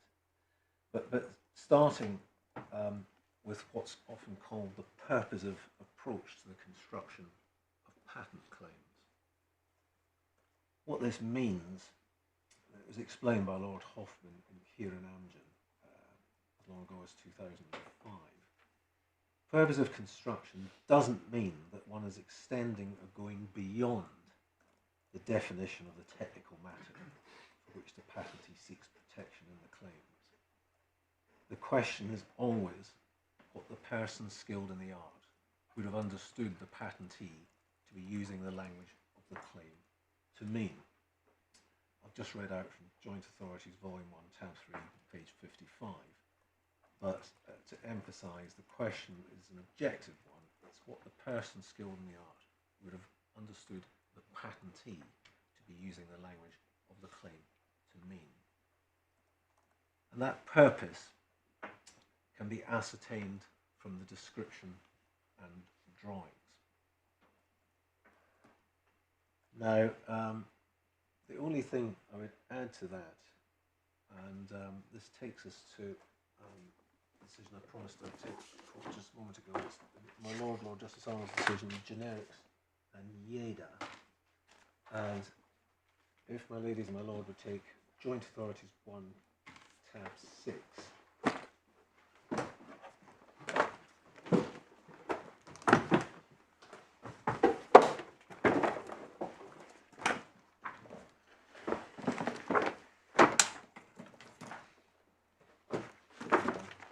go to page 226 in the red. I'm not going to read out the whole of construction, paragraph 191. But the reference to the inventor's purpose being ascertained from description and drawings comes at Roman 3 on page 227. And paragraph 192, next page 228. Very long established that a patent must be read by a mind willing to understand, not by a mind desirous of misunderstanding. Sorry, where are you reading from? It's para 192 on page 228. Thank you. Lines 2 to 3. A patent must be read by a mind willing to understand, not by a mind desirous of misunderstanding. And also, while we're here, there's the distinction drawn between claims that are difficult to construe or that have a fuzzy boundary. And fuzzy boundary is now a term of art in this field, at least widely regarded as such. But the distinction, and we'll come back to this here, is, as Justice Arnold then was, my Lord Justice Arnold now is, says, it's necessary to distinguish between claims that are difficult to construe or have a fuzzy boundary, on the one hand, from claims that are truly ambiguous on the other. The next sentence is aggressively common for claims to be difficult to construe, but the court will nevertheless strive to give such claims a sensible meaning, having regard to the inventor's purpose. It's also common for claims to have a fuzzy boundary, because an integer of the claim involves some question, degree, or imprecise function limitation. It's well established that is not itself objectionable. The claim is truly ambiguous, so it is unclear what the correct test to determine whether or not a product or process infringes, however, and the claim is insufficient, discussed below. And we will come back to that, because that's part of Appellant and Friends attacking validity. Now, Appellant and Friends also set out some case law of the Boards of Appeal. I think it's just the same point. So, the judge reviewed the patent in a section of the judgment, paragraphs 50 to 60 onwards. Now, what I was going to do is just show which passages the judge considered to infringe, and then take my ladies and my lords to the actual passages themselves as they appear in the patent. That's going to reveal I've got a slightly different approach to my learned friend. But starting with the judge's review of the patent at Core Bundle 122, which is page 121.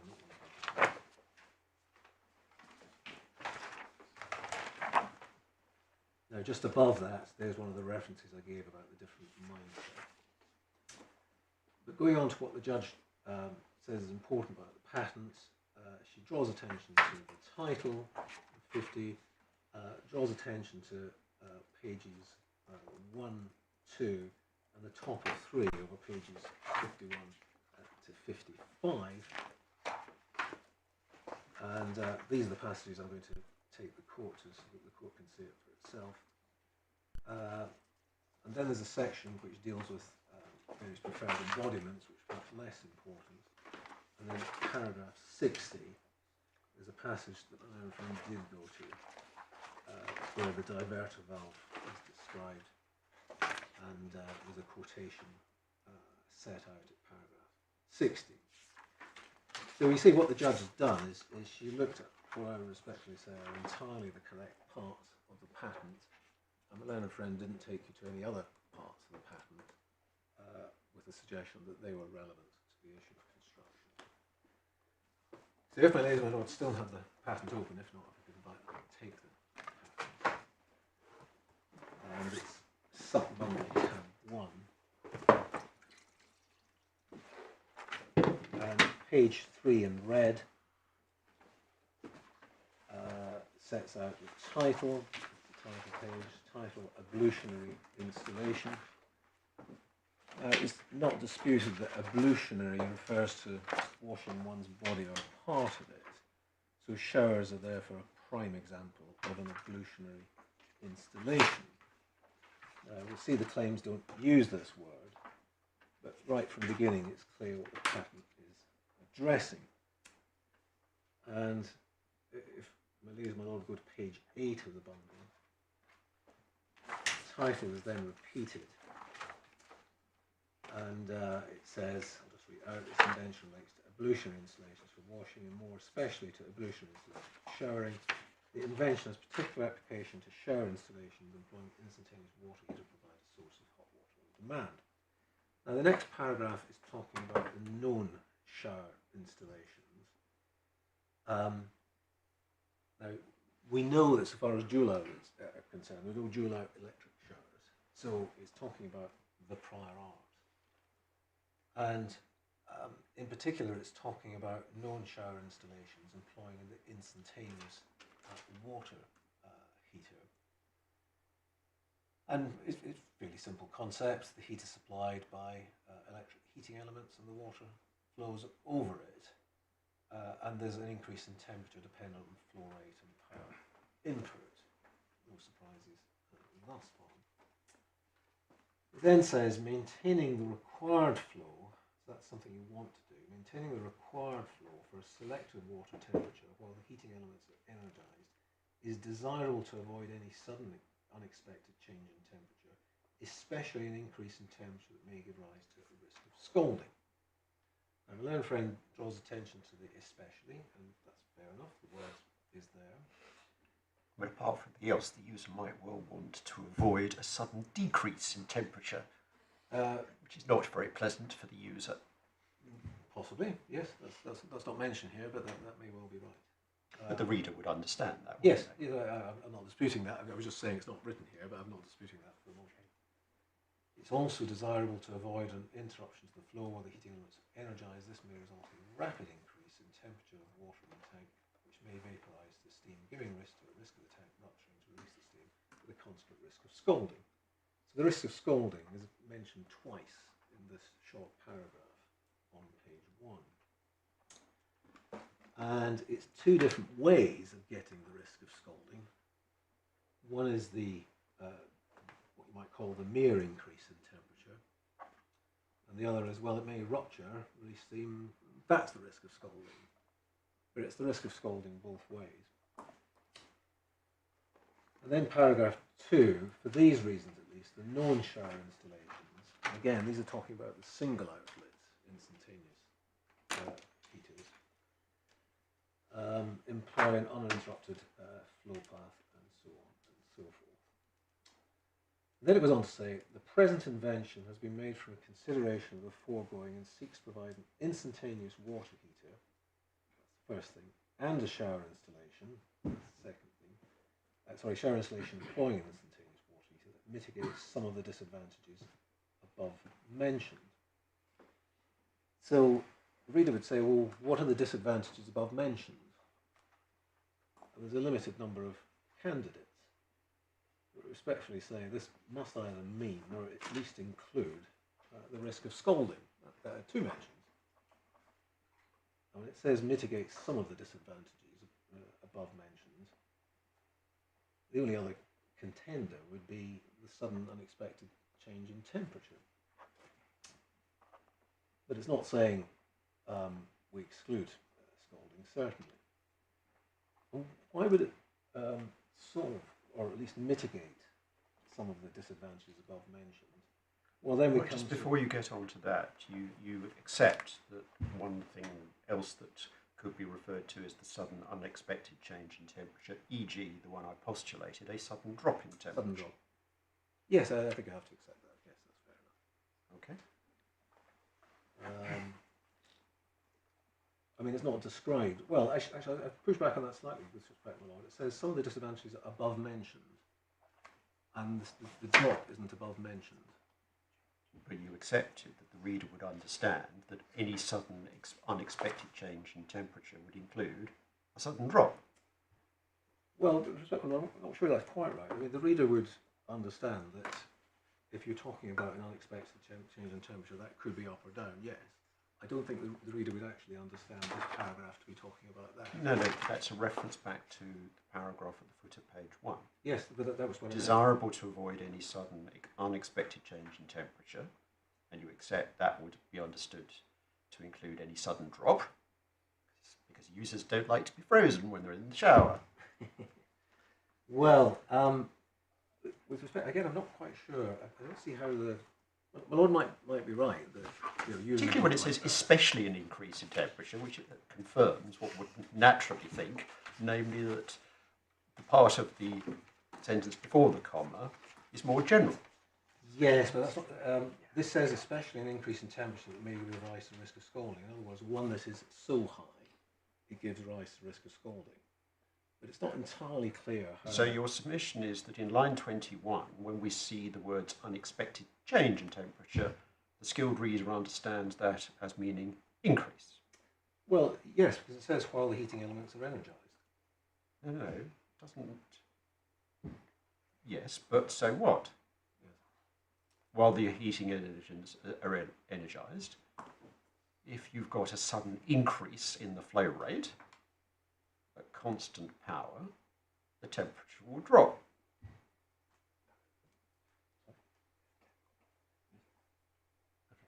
There is some technical point in this, but well, my lord may be against me on that. I understand. At the moment, I'm trying to see what your submission is, and I thought you'd accepted earlier that the words unexpected change in temperature encompass a drop, whereas now you're saying no, they don't increase. Those words do not encompass a drop in temperature. Taken in isolation, they could accept that. Taken in this context, my respectful submission is it's not talking about drops. I say that because it's talking about heating elements being energised, and I do rely on especially increase in terms that may give rise to a risk of scarring. I don't think that implies that the patentee is worried about a drop in temperature.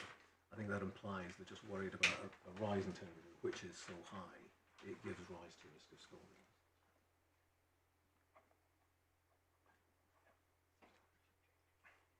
All right. Of course, the whole purpose of having the substantially unchanged during changeover is to deal with the. So your submission is users don't care if they get cold in the shower. Well, they may well care about it, but that's not what this patent is talking about, or not what this paragraph is talking about. Okay.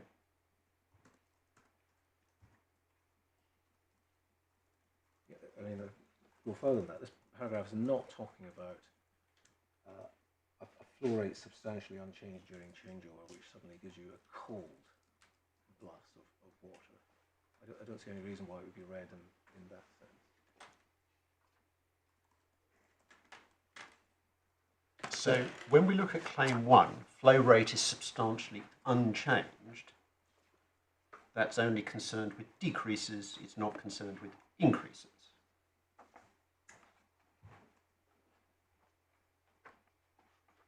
Well, I'm sure my law may be against me, but I would say yes, it is. I'm asking you a question. I'm not, Yes. I'm not deciding the case. I'm asking you a question. No, well, the thing is, the whole thrust of this is all about, what the problem actually is that you've got this instantaneous water heater, and if the flow rate drops too much, the water gets far too hot. That's the actual problem. So when you have the changeover, you might get the shot of hot water. And the shot of hot water might be an increase in temperature that does give rise to a scalding, or it could be a sudden unexpected rise in temperature, which is less than that. Or it could be rupturing the tank. Yeah, I'm sorry, that's not the question I was asking, and I apologise if I was insufficiently clear. So I was looking at claim 1, and I was looking at the words, so that flow rate is substantially unchanged. And my question to you is this: is it your submission that those words are only directed to a decrease in flow rate as opposed to an increase in flow rate? So all I'm asking for is your submission as to the meaning of the words. Yes, it is the answer to that question. So it's only a decrease in flow rate as opposed to an increase. Because that's the problem at which the patent is addressed. Yes, I mean the top of page 9 of the bundle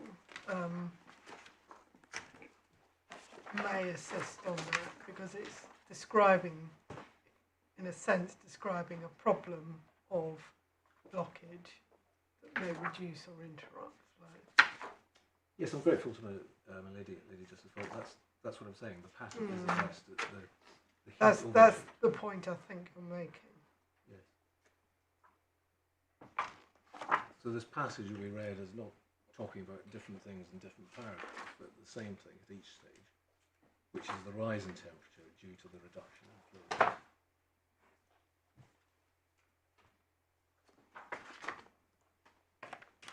Thank you. Just to close off, when it says some of the disadvantages above mentioned. Yes, I was going to refer to that. Yes, it's the same disadvantage at the top of page 2 of the patent, page 9, isn't it? It's the blockage that may reduce or interrupt the flow of hot water through the heater tank.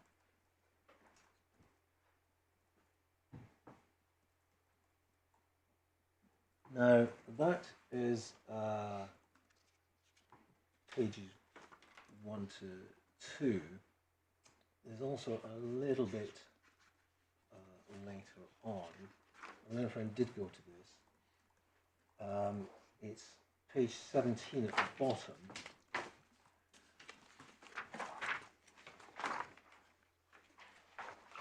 And it is a bit more about the diverter valve.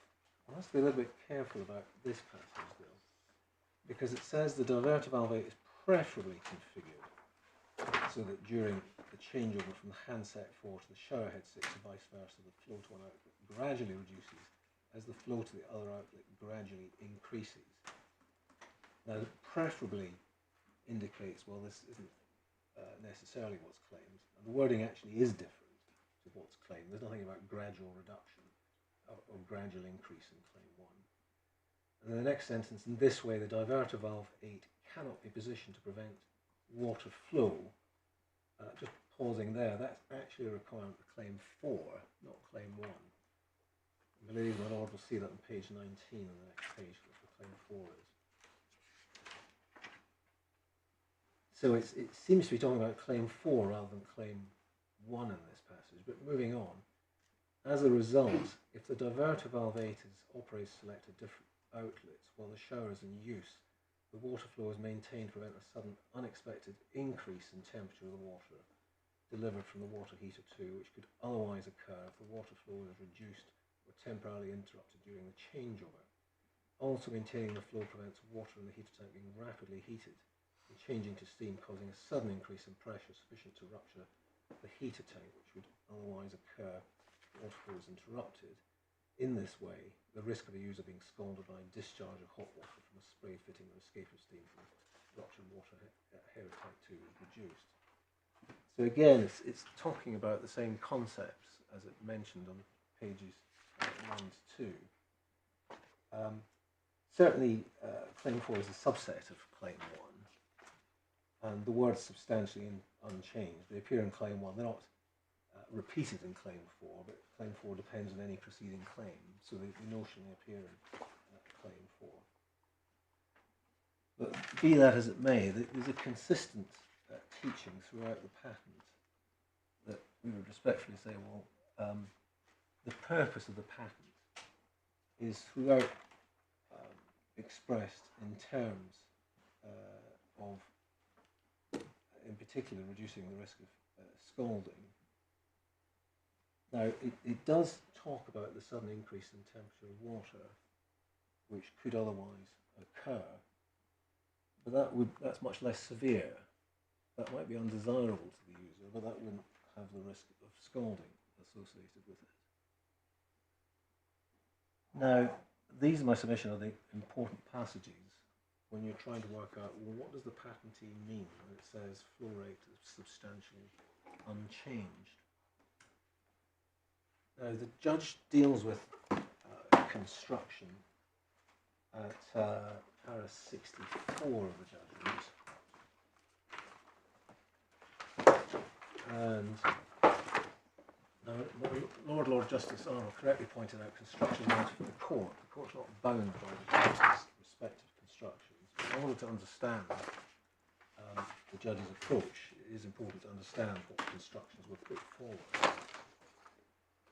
And the origin of the party's construction is an order made by His Honour Judge Haken in 26th July 2023, which was to set out, well, how can the parties assess whether the flow rate is substantially unchanged by reference to what? And we pleaded in para 67 that it is by reference to the risk of scalding criterion, having regard to the passages I've just identified. The judge later agrees with that. As the judge says, we did plead the secondary criterion, but we didn't pursue that. And my letter of friends, we'll see in a moment, he said that both of these were wrong. So insofar as he may have given the impression that he's come round to the secondary criteria, that would be wrong. He's ruled that out some time ago. In fact, his position has always been, at first instance and throughout his skeleton arguments for this appeal, to say it is meaningless. And the reason he wants to say that is it's also part of his case that the patent is bad for uncertainty and sufficiency. And he'd be in difficulties if he was saying, yes, it has a meaning, and at the same time it's meaningless. So he did set out the pleading here. We'll look at what he said in a little bit more detail, just to check, because it was said to be an elucidation. But then the judge goes through the patent and eventually sides with us, except for the clients. Now, so far as the evidence is concerned, dealt with in this part of the judgment, as I accepted earlier, there's no technical terms here. Now, Mr. Murray, he's not giving any evidence about technical terms. He's just giving a view about other English words, and he's not even referring to the patent. He's just opining as to what the patent covers. There's no assistance in 71. But in 72, Mr. Mills actually does give a technical purpose. He does this twice, actually. In line 3, Mr. Mills, who's my client's expert, opines the skilled addressee would understand the technical purpose of this arrangement, i.e. substantially unchanged, is that it enables the user to divert water flow between outlets in a way which avoids or mitigates the risk of sudden unexpected change in temperature, and specifically an increase in temperature which may give rise to risk of scalding. And Mr. Mills referred to the section of patent I've shown my ladies and my lord. And then we came to the heated pressure washer point. Now, this was... See, why is any of this evidence in the slightest bit admissible? Because he says that he thinks the patent is not concerned with heated pressure washers. Well, that's a question of construction. It is, but that goes to a point. My learned friend's quite keen to talk about his pressure washers and his dishwashers and now his farm washers. And none of these were at any time pleaded.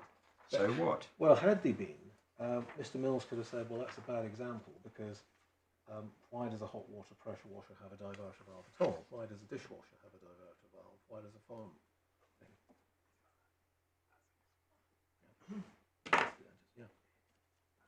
Yeah. I mean, that's the last sentence in paragraph 72. He doesn't understand why a hot pressure washer, hot water pressure washer would have a diverter valve. Now, this comes in some way down the line. But you've got two different nozzles. Elementary. But there was no evidence there was ever any such product. So what? You don't need to have it. Well, you can hypothesise it. Well, respectful submission is a bit more than that, because part of my learned friend's case, particularly on breadth of claim insufficiency, is to say, oh, this claim is really, really broad. But he hasn't actually given a real example of anything other than a shower, which would be covered by this claim. And if he had given these real examples, we'd be able to say, well, no, they're not real examples. Sorry, it was raised earlier that an example could be hypothetical. It doesn't have to be real. Do you accept that in principle?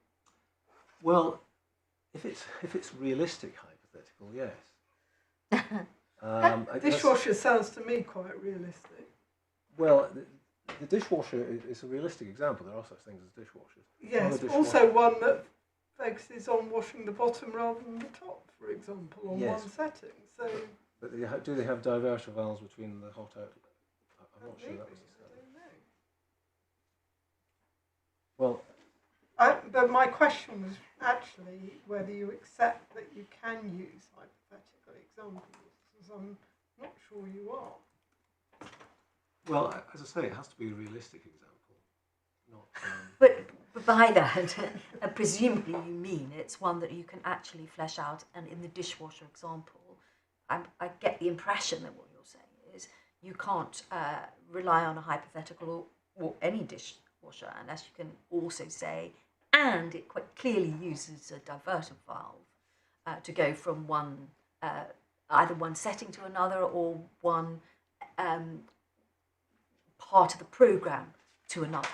So it can't be hypothetical, it's got to be an example which is you can actually show applies. I think that is what you're saying. That's exactly right. And why does it matter? Just it goes to breadth of claim. That's actually the only thing it goes to. I'll explain why it doesn't go to construction either, but that's the only relevance. So you have to some extent be able to prove that it's a real example. Yes. Rather than just asserting, well, there might be a product which has this in it somewhere.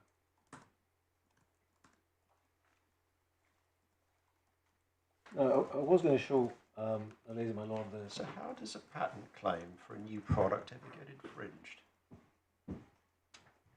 Why does a patent claim for it? Yeah.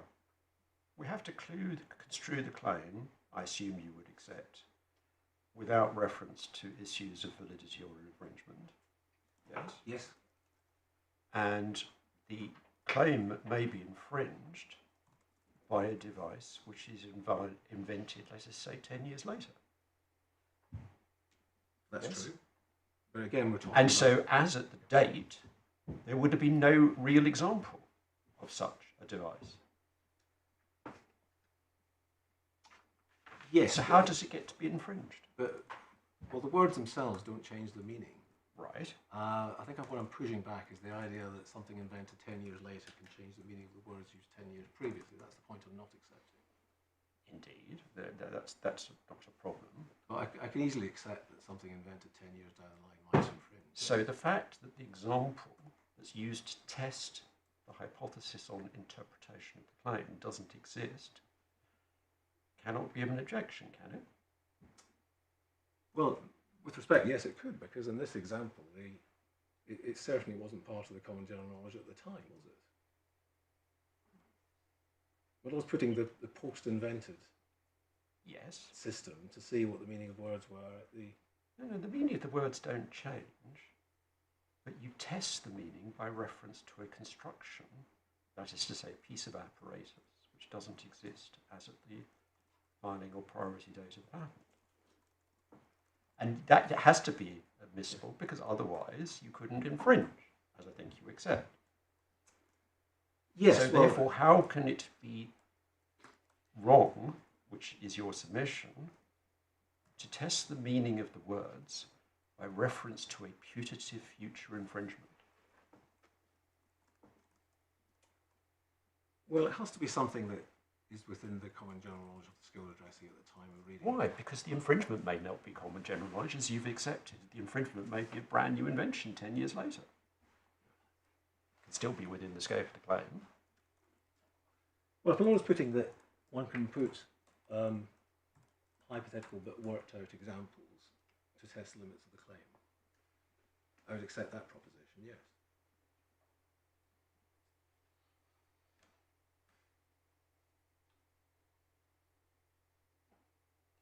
But are you further saying that you have to plead them? Well, in this case, actually, yes, because there was an order for a statement of case on construction, and there was about to... yes, there was, actually. There was an order for a statement of case of construction by His Honour Judge Haken, and that's why the parties did it. And I can show my ladies and my lord the defendant's statement of case on construction, because it's a core bundle tab 16. In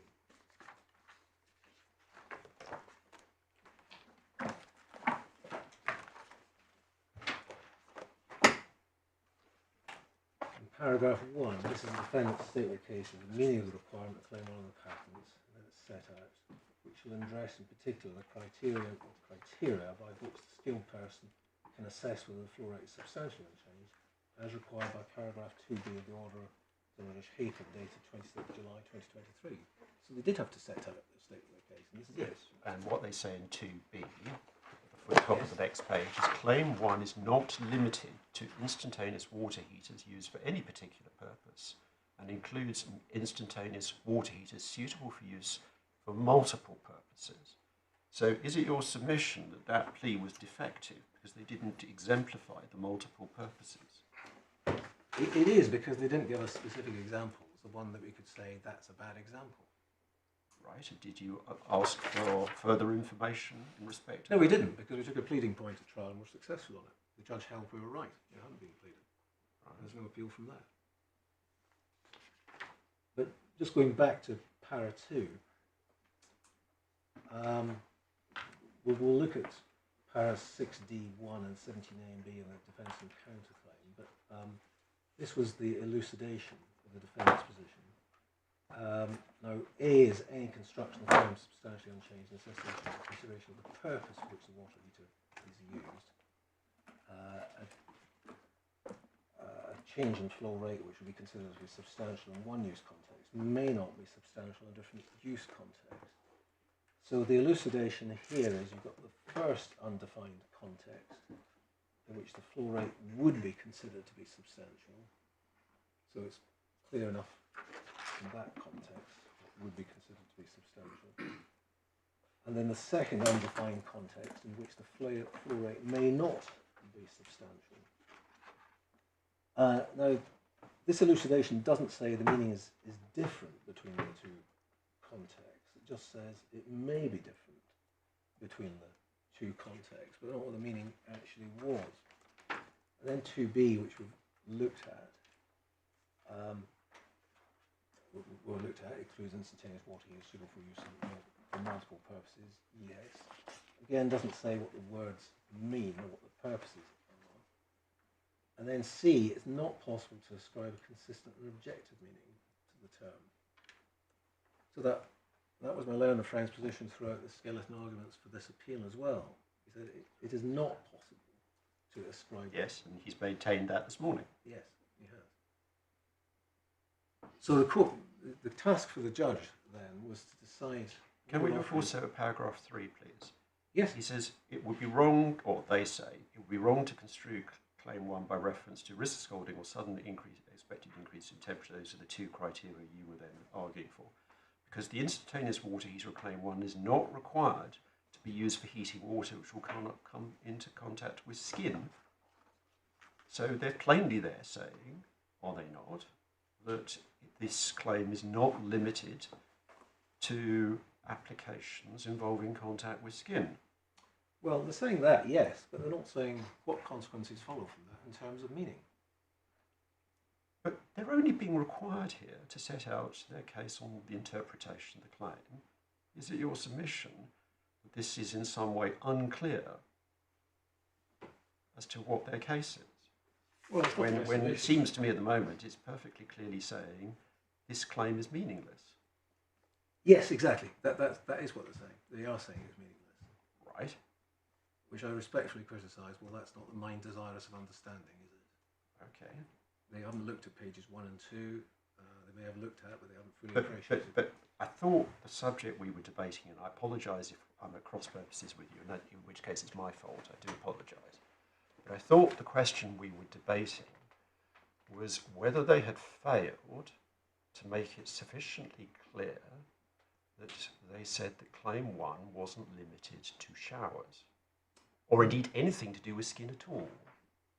And I was asking you whether you would accept that it's clear from paragraph 2b and from paragraph 3 that they are saying that claim 1 is not limited to showers and not limited even to applications involving contact with skin. That's true, but they're still not saying, well, what does the term actually mean there? Right. We may be at cross purposes or not, but I'm agreeing with what the Lord has just put to me. And you don't dispute that in the sense that you say claim 1 does indeed extend beyond showers. Well, absolutely. And I have to presumably accept that. contact with skin as well. Yes. I mean, So none of that is disputed. What you Yes. dispute is the consequence that the defendants say it's all too uncertain. Yeah, that's precisely it. It's a point which I was going to address a bit later on, actually. The difference between claim coverage and, well, what do the words mean? Because the claims obviously go beyond showers. Sorry, claim 1 at least goes beyond showers. That's clear from you read the thing. But what do the words substantially unchanged actually mean? Yes, if you've just accepted what I said, which extends beyond showers and beyond things that come in contact with the skin. So how does, well, the question then does arise how the risk of scalding criterion works. Oh, there may be situations in which, suppose it doesn't come into contact with the skin at all because you don't have a shower or you put boiling water in the first place. There may be situations in which you don't get the benefit of the invention, but that's for reasons extraneous to the invention. You've made a decision to operate in a particular way, like I'm not having a human being having a shower there, or I'm going to put pre-boiling water in there. But these are extraneous reasons. If one comes back to the mind desirous of understanding, well, what does substantially unchanged actually mean? We respectfully say, well, the words mean avoiding the risk of scalding, even if the claim goes broader than that. And I say even if, although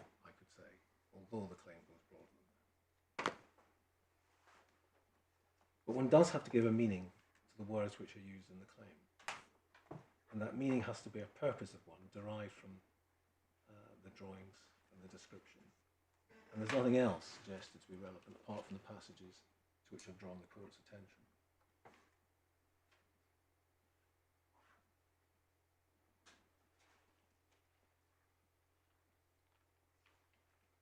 Now, returning. Sorry? Oh, I was going to say, is that a convenient yes, moment for you, it is Mr. convenient, Cabell? Yes. Yes. And how are we doing? Well, this is the biggest topic, and I suspect. And so 2 o'clock will be yes, 2 o'clock. fine. 2 o'clock then. Thank you. All rise, available.